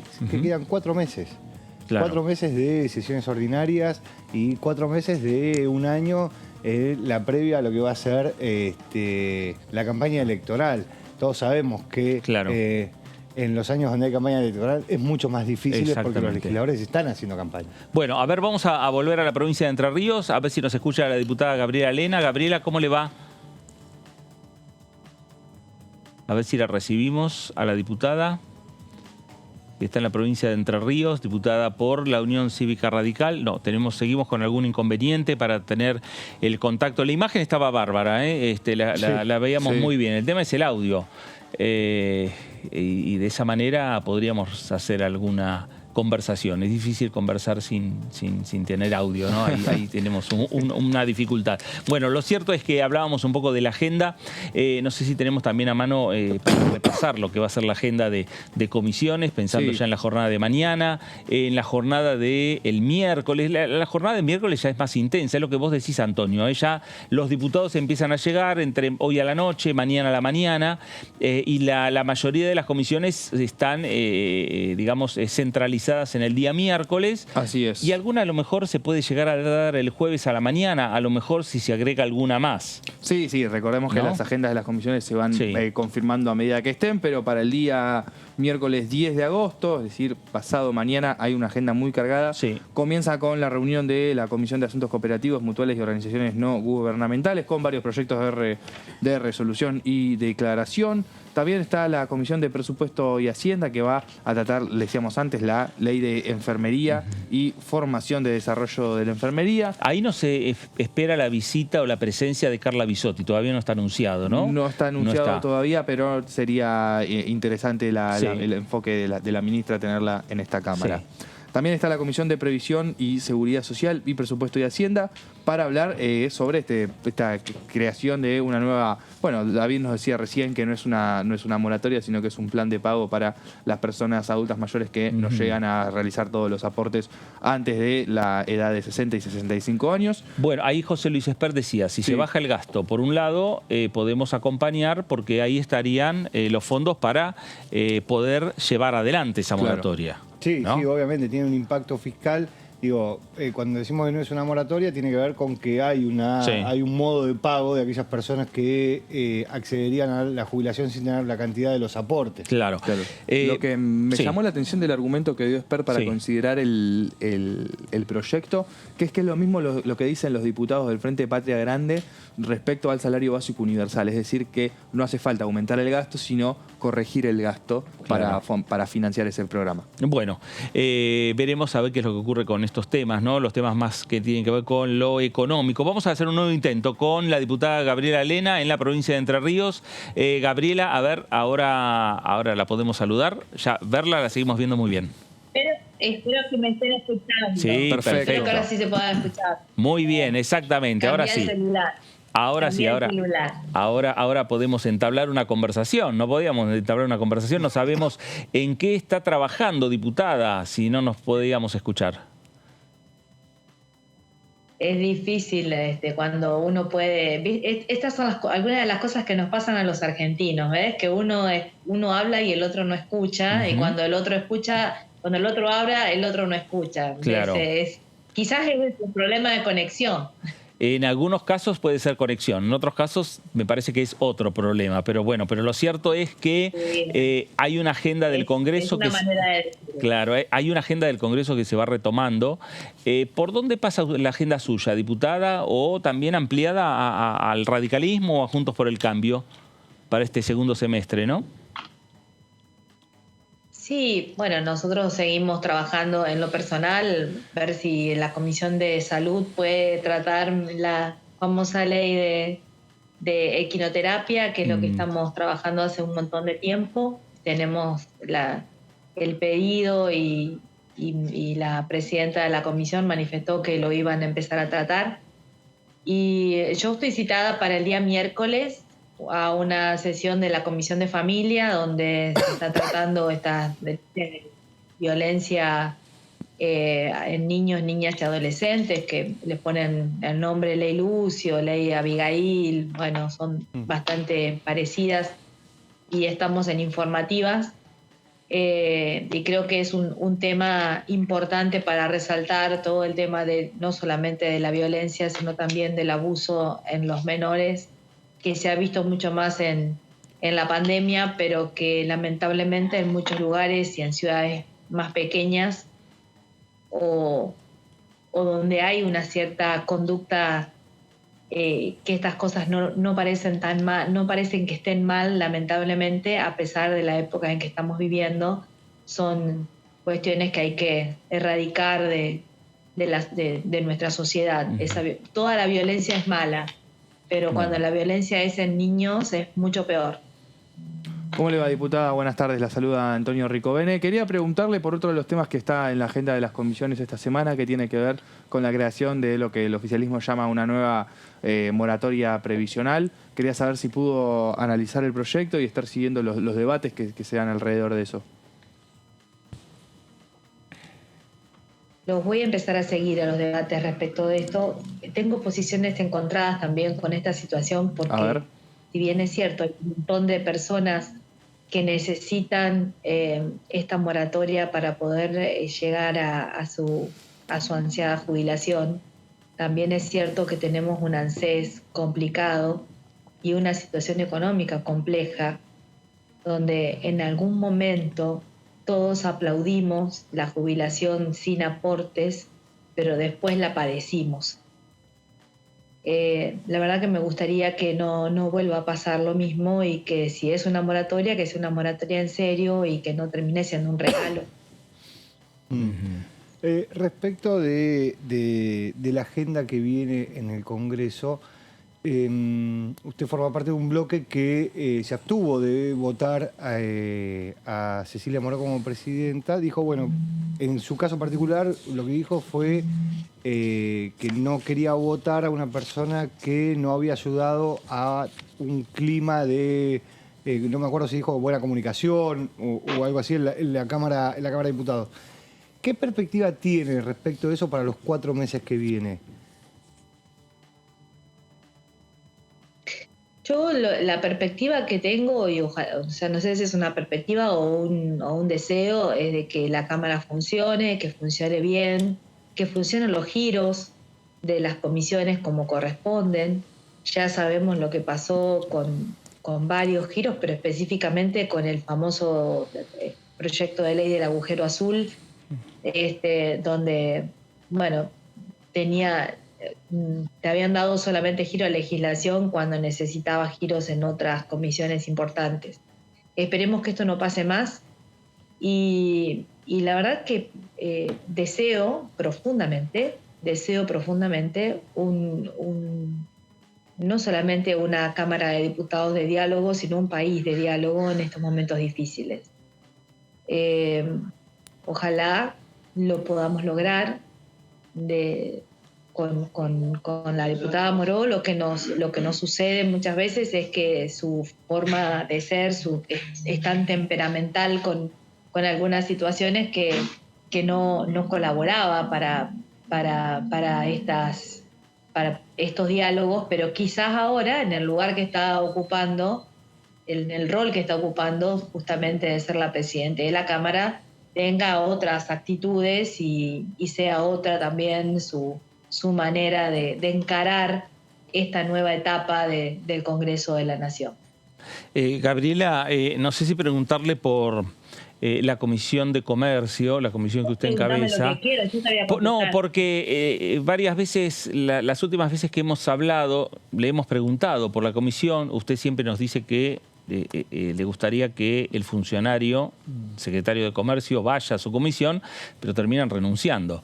Entonces, bueno, ahora se abre una nueva etapa, la llegada de un nuevo secretario de Comercio, ¿no?, de Matías Tombolini, y está en carpeta la idea de invitarlo para que venga a la comisión y que sea además el puntapié inicial para el trabajo de esta comisión que usted encabeza. Sí, ya tenemos hecha la citación. Lo que pasa es que queríamos darle un poquito de tiempo, al menos que conozca un poquito la oficina, claro, antes de llamarlo desde la Cámara. Desde que empezamos en esta segunda etapa de la presidencia de la Comisión de Comercio, ya esta es la 4ª citación que vamos a hacer, porque cambió 4 veces el secretario de Comercio Interior.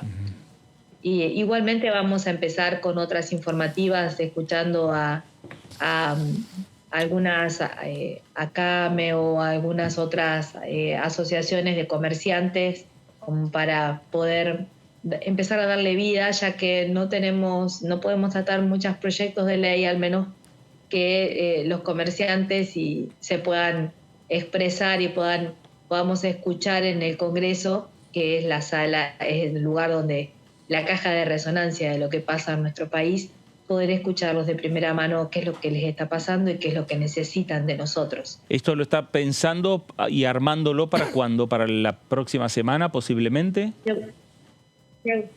Seguramente la semana que viene, y si no es la semana que viene es la próxima, pero ya vamos a empezar con estas informativas. Claro.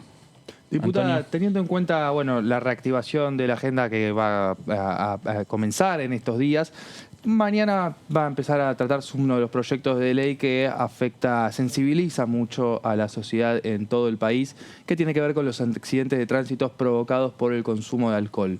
¿Usted tiene alguna postura respecto al alcohol cero para conducir, más allá de los debates y de las pequeñeces de que pueden haber en términos legislativos? Le pregunto más desde lo general. Digo, ¿usted considera que debería prohibirse directamente todo consumo de alcohol a la hora de conducir? Cuando decimos que se prohíba todo el consumo de alcohol, vamos a tener siempre problemas con las provincias cuyanas, ¿no?, productoras de vino. Creo que necesitamos una regulación más fuerte, una regulación más específica. Si no es el alcohol cero, tendrá que ser el conductor asignado y que esta persona que se asigne como conductor realmente tenga cero alcohol en su sangre para poder conducir y ser responsable, porque las estadísticas que tenemos de los accidentes de tránsito producidos por el exceso de alcohol son alarmantes. La cantidad de vidas que se han quedado en el camino son muy tristes y una decisión hay que tomar. Habrá que buscar algún punto intermedio para que esto no perjudique a algunas provincias, pero evidentemente se debe avanzar. No tengo dudas de que se debe avanzar en una legislación en este tema. Diputada, volviendo a la Comisión de Comercio y lo que hablaba recién de la posibilidad de citarlo a Tombolini. Tombolini, aparte de comercio interior, va a tener comercio exterior. Me imagino que se van a focalizar en interior.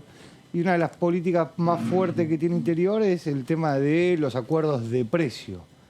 Respecto de la política de acuerdo de precios cuidados, ahora 12, todo ese tipo de políticas de precios, ¿qué posturas llevan adelante en esa discusión? ¿Creen que funcionan, que no funcionan, que hay que modificarlo? ¿Cómo lo deberían hacer? El tema de los precios cuidados la verdad no funciona. Mi crítica siempre ha sido que estos programas nunca son federales. Han producido muchas más desigualdades de las que tenemos. Los precios cuidados no llegan a todo el país. La verdad que si bien tuvimos un montón de quejas de varias empresas, en el caso personal la mayor queja está de la gente que piensa cuando va al supermercado o a la despensa de la esquina que va a encontrar los precios cuidados que manifiesta el Estado y que no llegan a las ciudades más pequeñas, ni siquiera a las medianas. Entonces, me parece que si vamos a hacer alguna política de cuidado de precios, tenemos que también tener en cuenta todo este tipo de situaciones que lleguen a todos o que no perjudiquen, porque si no siempre estamos en situaciones de desigualdad, permanentemente estamos en situaciones de desigualdad. En un país que debería ser federal y más que nada en estas cosas, ¿no? Pero Elena, ¿a usted le preocupa más que no lleguen los precios cuidados a todo el país o que el Estado tome la decisión de intervenir en los precios de los alimentos? El Estado no me gustaría que intervengan los precios de los alimentos, pero hay situaciones que son especiales, situaciones muy vulnerables. Creo que el Estado, de hecho, ya tiene un montón de planes donde está ayudando de una u otra manera a la sociedad para llegar a tener con la tarjeta alimentaria y demás. Si bien se ha perdido un poco el sentido de lo que fue en principio la tarjeta alimentaria, que era solo para alimentos, una ayuda alimentaria. Si no mejoramos nuestra economía, todas estas cosas son siempre parches. Y me gustaría en algún momento no tener que intervenir en los precios del mercado. Pero la verdad que si no solucionamos la economía, alguna situación o algún tope o alguna posibilidad de que la gente pueda comprar los alimentos a un determinado precio y darle certeza a la sociedad, hay que hacerlo. Y me gustaría que si esto es así, que sea federal. Gabriela, ¿ya han tenido reunión de bloque en los últimos días? ¿Van a tener esta semana alguna reunión del bloque de la Unión Cívica Radical o el interbloque de Juntos por el Cambio? ¿Tomar alguna postura respecto a algunas iniciativas que se vienen hablando, como por ejemplo el proyecto de ley de agroindustria? No tuvimos todavía reunión de bloque. La última reunión fue previo a al cambio, a la renuncia de Sergio Massa y a las nuevas autoridades, a la designación de la presidencia de la Cámara, pero no hemos tenido ninguna otra reunión de bloque. Y respecto a este proyecto... Suponemos que esta semana, seguramente hoy o mañana, nos van a llamar para reunión de bloque y se seguirá avanzando en algunos temas. Claro, y respecto a este tema de proyecto de ley de agroindustria, ¿usted tiene una postura al respecto? Creo que se lo viene trabajando y que se lo viene trabajando medianamente bien, si bien obviamente que hay situaciones donde se ha trabajado con la gente del sector, obviamente que siempre va a haber posibilidad de que no todo esté como a uno le gusta o le gustaría, pero me parece que se podría avanzar en un tema que puede movilizar sobre todo el trabajo genuino, y eso es lo que hoy estamos necesitando. Pero vuelvo a repetir, si nosotros no tenemos un rumbo económico, todas estas leyes terminan siendo parches. Claro. Diputada, parte de ese rumbo económico puede estar plasmado en el proyecto de ley del presupuesto 2023. Este año el gobierno no tiene presupuesto, básicamente porque no le alcanzaban los votos propios. Juntos por el Cambio no lo acompañó, y es cierto que genera una complicación tanto para la Administración Nacional como para las provincias la inexistencia de un presupuesto. ¿Cree que este año, falta muy poco para empezar a discutir el nuevo presupuesto? ¿Cree que este año no hay margen para que no haya presupuesto o puede pasar una situación similar a la que se vivió a finales del año pasado?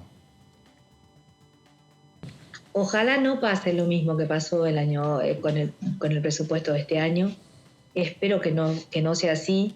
Espero que haya el diálogo necesario como para, en los casos en que no estábamos de acuerdo, se lo pueda rever, que no haya tanta soberbia al momento de las sesiones, y que nosotros podamos tener con un rumbo. El presupuesto es un rumbo económico y nosotros vamos, en eso no dudo de que se van a poner todos los esfuerzos para que así sea, pero esperamos también que del lado del oficialismo tengan la misma predisposición a escuchar y también a modificar algunas situaciones cuando eran demasiado evidente que lo que estábamos pidiendo había que volver a estudiarlo. Ojalá, a mí no me pone contenta que no tengamos un presupuesto, a mí no me pone contenta lo que pasó con el tema del presupuesto. No está bueno, no es una buena señal, no está bueno para nadie, y ojalá no vuelva a pasar.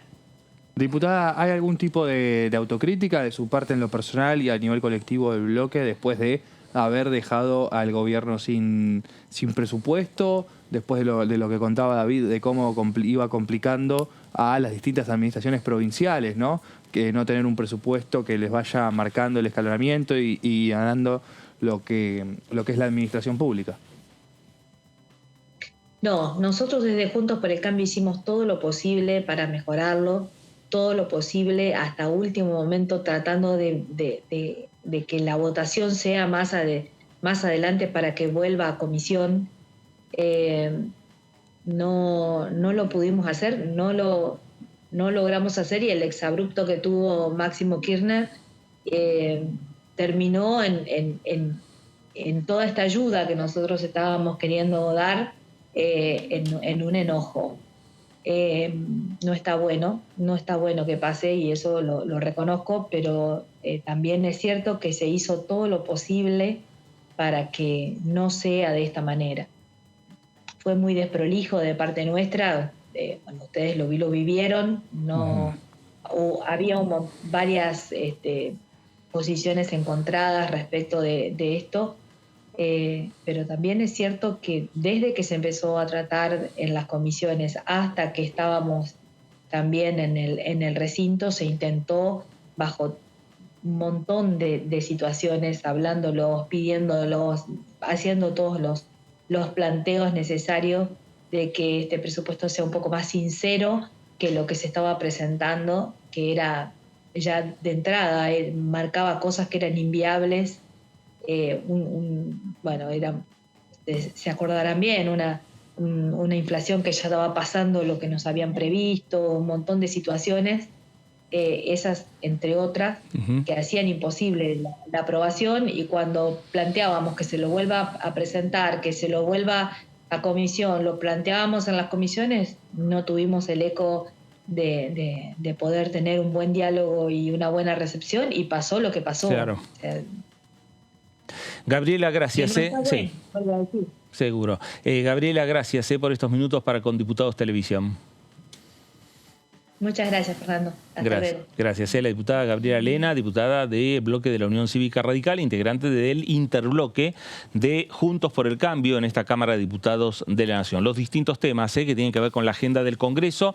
Dentro de esos temas, lo hablábamos con la diputada Lena, lo hablamos con el diputado Esper, habló la diputada Gisela Marciota, el proyecto de ley de moratoria previsional. Y Gisela Marciota decía lo siguiente. La moratoria que se extendió, que se vencía el 23 de julio pasado y que se extendió hasta fin de año. En este tiempo de acá a fin de año, y esperemos lo antes posible, necesitamos que este plan de pago de deuda previsional se convierta en ley, porque viene a mejorar las condiciones de la moratoria que tenemos vigente. La moratoria que tenemos vigente es la moratoria que prorrogó en su momento Mauricio Macri, es una moratoria que deja fuera a los varones y es una moratoria que no permite el pago de deuda anticipada. Bueno, lo que propone el proyecto que viene del Senado y que, como te decía, ya tiene media sanción, es precisamente mejorar estas condiciones, incorporar a los varones.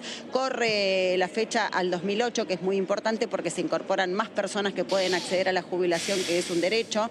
Y por otro lado, propone la cancelación anticipada, es decir, una persona a 5 años de tener la edad de jubilarse, si ya sabe que no va a llegar a los 30 años que se necesitan para acceder a la jubilación directa, lo que puede hacer es pedir empezar a pagar anticipadamente y empezar a cancelar anticipadamente la deuda para después, cuando llega la edad de jubilarse, poder cobrar quizás la jubilación entera y no con el descuento que hay que hacer para pagar la cuota cuando te jubilas con moratoria. Así que me parece que es uno de los temas de la agenda, te diría, más importantes que tenemos pendiente, pero que ya estamos empezando a trabajar esta semana. Bueno, ahí estaba la diputada Gisela Marciota, diputada del bloque del Frente de Todos en esta Cámara de Diputados de la Nación. A ver, el tema de la moratoria previsional es un tema que genera fuertes discusiones en los diferentes bloques. Hoy le escuchamos ahora a Marciota con una postura, Esper tiene otra postura, la diputada Gabriela Lena tiene otra postura. El Senado, que ya viene, este proyecto de ley ya viene con la sanción del Senado, viene con otra radiografía. Política, ¿no? Obviamente. La construcción de mayorías no es un tema simple para el oficialismo en esta Cámara de Diputados de la Nación, pero bueno, esa construcción que seguramente va a ser, o por lo menos va a estar dirigida a los propios legisladores, sumándole legisladores del interbloque de Provincias Unidas. Veremos qué pasa con el interbloque federal. Ahí están los diputados cordobeses, que algo Antonio nos decía, porque se refleja también lo que hizo Alejandra Vigo en la provincia de la provincia de Córdoba, lo que hizo en el Senado Nacional. Sí, sí, así es. Y bueno, también están los otros dos bloques, el bloque de Misiones y también el bloque de Neuquén, de Río Negro, en el Senado, claro, con Bertilnec y con Solari y Quintana, que bueno, es mayor la representación que tienen en el Senado porque tienen una banca sobre 72 bancas, en diputados tienen 2 bancas sobre 257, es menor el poder de fuego que tienen en diputados, claro, que el que tienen en el Senado, pero igualmente es un interbloque de 4 diputados que se va a hacer valer a la hora no solamente de acompañar al oficialismo en el recinto, sino también a la hora de debatir en la comisión. Ahora, hay una discusión también en el seno del interbloque de Juntos por el Cambio. Y lo que pasa es que tiene un costo político bastante alto, son 650.000 personas, 700.000 personas que se tienen que jubilar,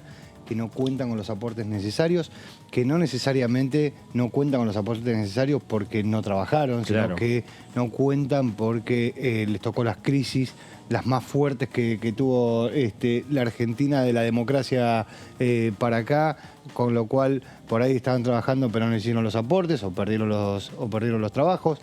Y hay que decirle a esas 700.000 personas, claro, ustedes no se pueden jubilar o se van a poder jubilar con el 80% de la jubilación mínima porque no tienen los aportes realizados. Claro. Me parece que, de vuelta, hay sectores de Juntos por el Cambio que entienden que hay que llevar adelante una reforma previsional y que esta solución que se propone es mucho mejor que los parches anteriores porque establece un pago de la deuda.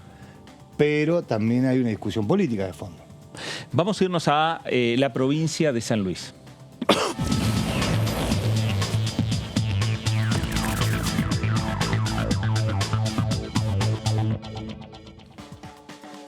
Diputado Alejandro Cacase, ¿cómo le va? Fernando Fraquelli saluda. Muy bien, Fernando, un gusto saludarte a vos y a todos allí en el piso. Bueno, acá estábamos con David, estamos con Antonio, estamos analizando, porque estamos recibiendo también diferentes opiniones de los diputados nacionales respecto a este proyecto de ley de moratoria previsional. Para Evolución Radical, este proyecto le falta discusión, es un proyecto que todavía genera discusiones internas, puertas hacia adentro de Juntos por el Cambio. Sí, yo lo estaba escuchando ahí en la presentación que hacían y sobre este tema en verdad hemos tenido solo una reunión informativa que se hizo de la comisión, que acordamos, Marisa Uceda como presidente de la comisión y yo como vicepresidente. Fue una primera introducción con algunos expositores, este miércoles va a haber otra, con expositores que van a estar de manera presencial y otros que se van a sumar de manera remota. El análisis preliminar que hago antes de esas informativas y de que haya una oportunidad para dictaminar sobre el tema, es que en verdad en nuestro sistema previsional nosotros hay dos cosas que cubrimos muy bien. Por un lado, la situación de aquellos que no tienen ningún aporte realizado, que lo hacemos a partir de una prestación no contributiva como es la PUAM, que se adquiere por el solo hecho de llegar a los 65 años, haya hecho uno o no aportes. Y por el otro lado, la jubilación ordinaria que el sistema prevé para aquellos que tienen 30 años de aporte. Ahora, lo que ustedes estaban marcando es que efectivamente hay situaciones de quienes cuentan con aportes parciales que ocurren a partir de un fenómeno extendido y generalizado en nuestra economía, que es la informalidad laboral. Es decir, hay 4 de cada 10 trabajadores que no tienen aportes registrados al sistema. Entonces, cuando llegan a la edad jubilatoria no se pueden jubilar, porque no tienen los años de aporte suficientes. Y así como todos reconocemos que alguien por llegar a la edad como adulto mayor necesita algún tipo de protección social del Estado para tener un nivel de vida adecuado, también consideramos, creo todos, las distintas fuerzas políticas, que aquellos que han realizado un esfuerzo contributivo, debe ese esfuerzo contributivo ser reconocido. Lo que creemos, y aquí está por ahí la diferencia, creemos de Juntos por el Cambio, es que la solución de la moratoria previsional es una solución imperfecta, una solución subóptima, porque no deja de establecer un parche para una situación que es permanente. Es decir, si uno dijera, bueno, hoy resolvemos la informalidad laboral, pero nos han quedado para atrás personas sin poder jubilarse, uno podría decir se hace una moratoria para eso. Pero acá lo que ocurre es que se hace moratoria tras moratoria, porque claro, el problema no se resuelve. Vamos 5 años para atrás, o miramos hoy, o probablemente veamos 5 años para adelante en nuestra economía, y siempre hay un 40% de informalidad laboral, y entonces aunque hoy hagamos la moratoria, mañana nos vamos a encontrar con personas que aún así no tengan los aportes para llegar. Por eso es que nosotros estamos trabajando en un proyecto alternativo que probablemente lo presentemos como dictamen de minoría y lo hemos empezado a exponer ahí en la comisión en la última reunión, de generar, como tienen muchos otros sistemas jubilatorios, una prestación proporcional. Es decir, que aquel jubilado, aquel trabajador, mejor dicho, que llega a la edad jubilatoria y tiene entre 1 y 29 años de aportes, se le reconozca ese esfuerzo contributivo. Por supuesto, el que aportó 1 año va a cobrar más que el que no aportó nada, y el que aportó 29 años va a cobrar menos que el que 30, pero la idea es que sea gradualmente reconocido ese esfuerzo contributivo, porque de esa manera se le podría dar a esto una solución que no sea transitoria, sino que sea una solución definitiva al problema de los aportes parciales o de la falta de aportes para completar una jubilación cuando uno llega a la edad jubilatoria. Ahora, diputado, ¿cómo le va? David Cayón le habla. Muy bien, David. Respecto de esto, digo, el proyecto de ley lo que establece es que aquellos que no tienen los aportes necesarios saldan esa cuenta de alguna manera con unas cuotas que se van ajustando, ¿no? Digo, hay planes hasta 120 cuotas, si no recuerdo mal, digo, que se van ajustando, y también prevé que aquellas personas que le faltan 10 años para jubilarse pueden empezar a saldar la deuda que tienen con la ANSES también de la misma manera, haciendo aportes vía cuotas. Digo, respecto de eso, no sé, en el proyecto que usted explicaba que están trabajando, digo, aquella persona que por las circunstancias que sea no logró los 30 años, no tendría forma de alcanzar la máxima cantidad de aportes para alcanzar la totalidad jubilatoria? Bueno, lo que pasa, David, si vos pensás en la prestación neta que recibe el jubilado, no es igual a un haber jubilatorio. Puede ser inferior hasta un haber jubilatorio típico que recibiría la misma persona bajo esa cantidad de años aportados, o inclusive inferior a un haber mínimo. ¿Por qué? Porque bajo el concepto del plan de pago de deudas previsionales, si a vos te calculan, por ejemplo, determinado haber, supongamos que te calculan 50.000 pesos de haber, pero como vos aportaste en realidad 20 años y no 30 y tenés que comprar la diferencia, esa diferencia que comprás y la vas pagando en esas 120 cuotas, se te deduce del haber jubilatorio que vos cobrás, por lo cual en verdad no estás cobrando la totalidad de ese haber jubilatorio. Bajo el esquema de prestación proporcional, recibirías, si tenés 20 años de aporte, más o menos aproximadamente los 2/3 de lo que recibe el que tiene los 30 años de aporte. Lo que ocurre es que no hace esta simulación como hace el plan de pago de la deuda previsional, de considerar como si uno tuviera 30 años de aporte pero permitirle comprar la deuda, sino que simplemente reconoce, esta persona no ha completado los 30 años de aporte, pero tiene 20 y entonces le reconocemos proporcionalmente al haber jubilatorio lo que tiene. Porque hay una regla de cálculo que tiene en nuestro régimen general que establece que se otorga el 1,5% del haber por año aportado. Entonces, hay una prestación ahí complementaria, adicional, que puede llegar a ser hasta el 45% con los 30 años, 30 por 1,5, que se recibe a partir de la jubilación. Lo que haría esta prestación proporcional es simplemente alterar ese cálculo para decir, bueno, si no llegó a 30, pero tiene 15 o 10 o 5 o 1, se le reconoce eso también proporcionalmente para establecer como prestación proporcional. Cuando esto lo planteé yo en la comisión, inclusive los funcionarios de ANSES que estaban presentes reconocieron que es la forma en la que se resuelve en otros sistemas jubilatorios este problema. Si no se está haciendo moratorias constantemente, ¿por qué volvemos a hacer moratoria? Y porque se agota el beneficio del anterior, pero nos encontramos frente a una situación que no es transitoria, sino que sigue ocurriendo, de que llega nueva gente a la situación de edad jubilatoria, que como vos marcabas nos ponen qué dilema, en el que nuestro sistema, que tiene un alto nivel de cobertura previsional, el sistema argentino, de repente puede pasar que 800.000 personas lleguen a la edad jubilatoria y no se pueden jubilar por razón de que no tienen los aportes. Entonces, lo que nosotros creemos, como decía, son dos principios que me parece que todo el mundo comparte. No creo que haya mucha diferencia esto entre los sectores políticos. Por un lado, que quien no tiene ningún aporte, aunque no haya trabajado, tiene que tener una protección social de parte del Estado. Y eso es lo que logra la PUAM. Entonces, estamos todos de acuerdo que esa protección tiene que existir.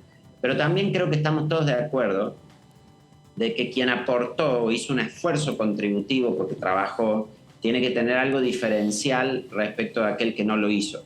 Porque se considera injusto, los propios jubilados consideran injusto si dicen yo aporté toda mi vida y cobro lo mismo que aquel que no aportó. Entonces, para poder establecer esa diferenciación, lo que decimos hay que hacer de una forma muy simple, que es básicamente estableciendo esa prestación proporcional. Y ahora, ¿qué tal, Cacase? ¿Cómo le va? Lo saludo acá Antonio Ricovene. ¿Cómo se daría este esquema que usted plantea en un escenario donde, bueno, capaz se trata de una persona que trabajó muchos años también, pero en el sistema informal y no pudo realizar los aportes correspondientes?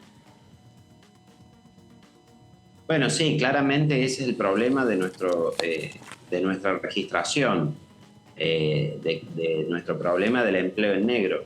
Pero no es que se lo estamos ahora resolviendo, reconociéndoselo, se lo estamos haciendo pagar. Eso hay que dejarlo en claro. O sea, lo estamos haciendo pagar con la moratoria. No es que le estamos diciendo, no, bueno, usted no hizo los aportes, en realidad no porque no trabajó, no quiso, sino porque lo tenían en negro. Porque si fuera eso, entonces le reconoceríamos sin ninguna obligación, pero acá no, le estamos diciendo, le permitimos que usted lo compre, que es distinto.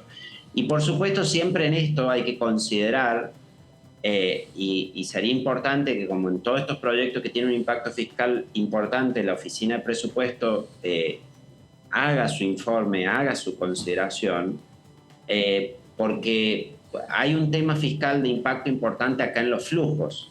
Es decir, supongamos que todas esas personas que son elegibles para este programa tramitan el plan de pago de la deuda previsional y obtienen una jubilación.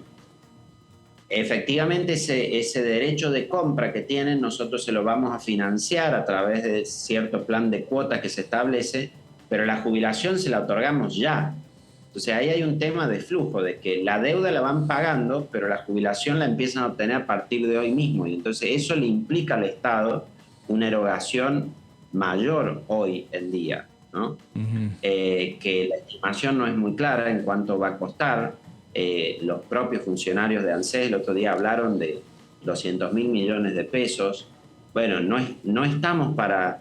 realmente no estamos hoy en una situación para disponer de gastos sin analizar muy claramente cómo lo vamos a financiar, cuánto específicamente va a ser. Fíjense que el esfuerzo, para poner un número en comparación, el esfuerzo de reducción de los subsidios que ha anunciado el ministro de Economía, que es un esfuerzo extraordinario, porque básicamente dijo va a haber 4 millones de personas que no llenaron el formulario y entonces le vamos a quitar todo el subsidio, y va a haber 9 millones de personas que aunque llenaron el formulario también le vamos a quitar todo el subsidio por encima de los 400 kilovatios de consumo hogar mensual. Acá, y eso va en principio a recuperar 500.000 millones de pesos, y también es una estimación. Acá estamos diciendo 200.000 millones los vamos a destinar acá a esta moratoria. De algún modo siento que cuando damos estas discusiones sobre derechos que son válidas, que son importantes, que esos reconocimientos hay que hacerlos, pero no siempre somos plenamente conscientes de cuánto estamos decidiendo invertir y asignar para lograr esto en medio de los compromisos y dificultades fiscales que tenemos. Alejandro, ¿este debate hay que darlo en conjunto con el presupuesto 2023? Sí, definitivamente. Yo creo que ha sido un acierto. Lo hablamos con Marisa Uceda anteayer, que después de que hiciéramos una reunión informativa entre quienes integramos la Comisión de Previsión y Seguridad Social, esta nueva reunión informativa que se ha convocado es junto con la Comisión de Presupuestos, porque hay una afectación ahí muy decisiva en lo fiscal. No olvidemos que en general lo previsional representa prácticamente la mitad de todo el presupuesto del Estado. Entonces cualquier discusión sobre el sistema previsional debe ir unida del dictamen ese que se produce en la Comisión de Presupuestos, porque el impacto fiscal que tiene es enorme. Y agregaría yo lo siguiente: en virtud de que el presidente de la Nación ya ha firmado una prórroga de la moratoria como está, ya hizo ese anuncio en un momento de que hasta que el Congreso lo tratara esta prórroga iba a regir, por lo cual no hay una presión del plazo al respecto. Yo creo que esta es una discusión que hay que darla con calma y hay que poder concluirla, tal cual planteas, en conjunto a la elaboración del presupuesto 2023, donde va a haber que acomodar muchísimas otras variables para lograr el cumplimiento de las metas de déficit fiscal que han sido comprometidas por el Estado y que han sido ratificadas hace unos días por el flamante ministro Massa. Alejandro, gracias por estos minutos para con Diputados Televisión. A ustedes. Gracias. El diputado Alejandro Cacase, diputado de Evolución Radical por la provincia de San Luis e integrante del interbloque de Juntos por el Cambio. La discusión de la moratoria me parece que va a ser una discusión fuerte, la que va a venir en la Cámara Baja, por lo que ya estamos viendo y por lo que vimos en el día de hoy. Sí, la decisión igualmente del oficialismo está, me lo confirmaba la semana pasada Cecilia Moró cuando se acercó a hablar. Y bueno, vamos a ver cómo empiezan ese tejido de números, cómo se van dando los argumentos que desde los distintos bloques empiezan a exponer en la comisión que va a estar debatiéndolo a partir de mañana. Y ahí, bueno, quiénes deciden o no firmar el dictamen, y nos adelantaba Cacase la posibilidad de un despacho de minoría. Claro. A ver, tenemos en lo que tiene que ver con una posible agenda en una sesión, ¿no?, de consenso en la Cámara de Diputados de la Nación. A ver, hoy tenemos el proyecto de ley de compra argentina, es un proyecto que puede estar en esa comisión, en esa futura sesión de la Cámara Baja. Sí, veremos qué es lo que pasa con agroindustria, si hay dictamen y puede llegar al recinto. Bueno, ahí también agroindustria lo que está haciendo Juntos por el Cambio respecto a algunos temas es la reversión del oficialismo. Lo que hace es, lo que recién escuchábamos con Cacase, es, bueno, nosotros no estamos en contra. Lo que vamos a hacer es presentar un proyecto propio. Claro. En el caso de agroindustria, también Juntos por el Cambio quería hacer lo mismo. Hay que ver si llega con los tiempos respecto de los pedidos que hizo el ministro de Economía, Massa, claro, que lo que va a hacer, y lo que dijo en la misma conferencia, es yo los voy a sacar por decreto y los voy a dejar al Congreso que solamente avance con la parte impositiva, que es lo que tiene que aprobar el Congreso. Bueno, veremos qué es lo que pasa con la agenda del Parlamento Nacional, la agenda que tiene que ver con una posible futura sesión en la Cámara de Diputados de la Nación, y mientras tanto está la agenda de las comisiones, que repetimos mañana a partir de las 2 de la tarde comienza ya a transitar los diferentes proyectos, los caminos del Congreso de la Nación. Antonio, gracias. Fernando, muchas gracias a vos. David, gracias. Nos vemos. A usted también, gracias por estar ahí. Quédese en la continuidad informativa de Diputados Televisión. Esto fue el análisis por aquí, por DTV. Gracias, nos reencontramos.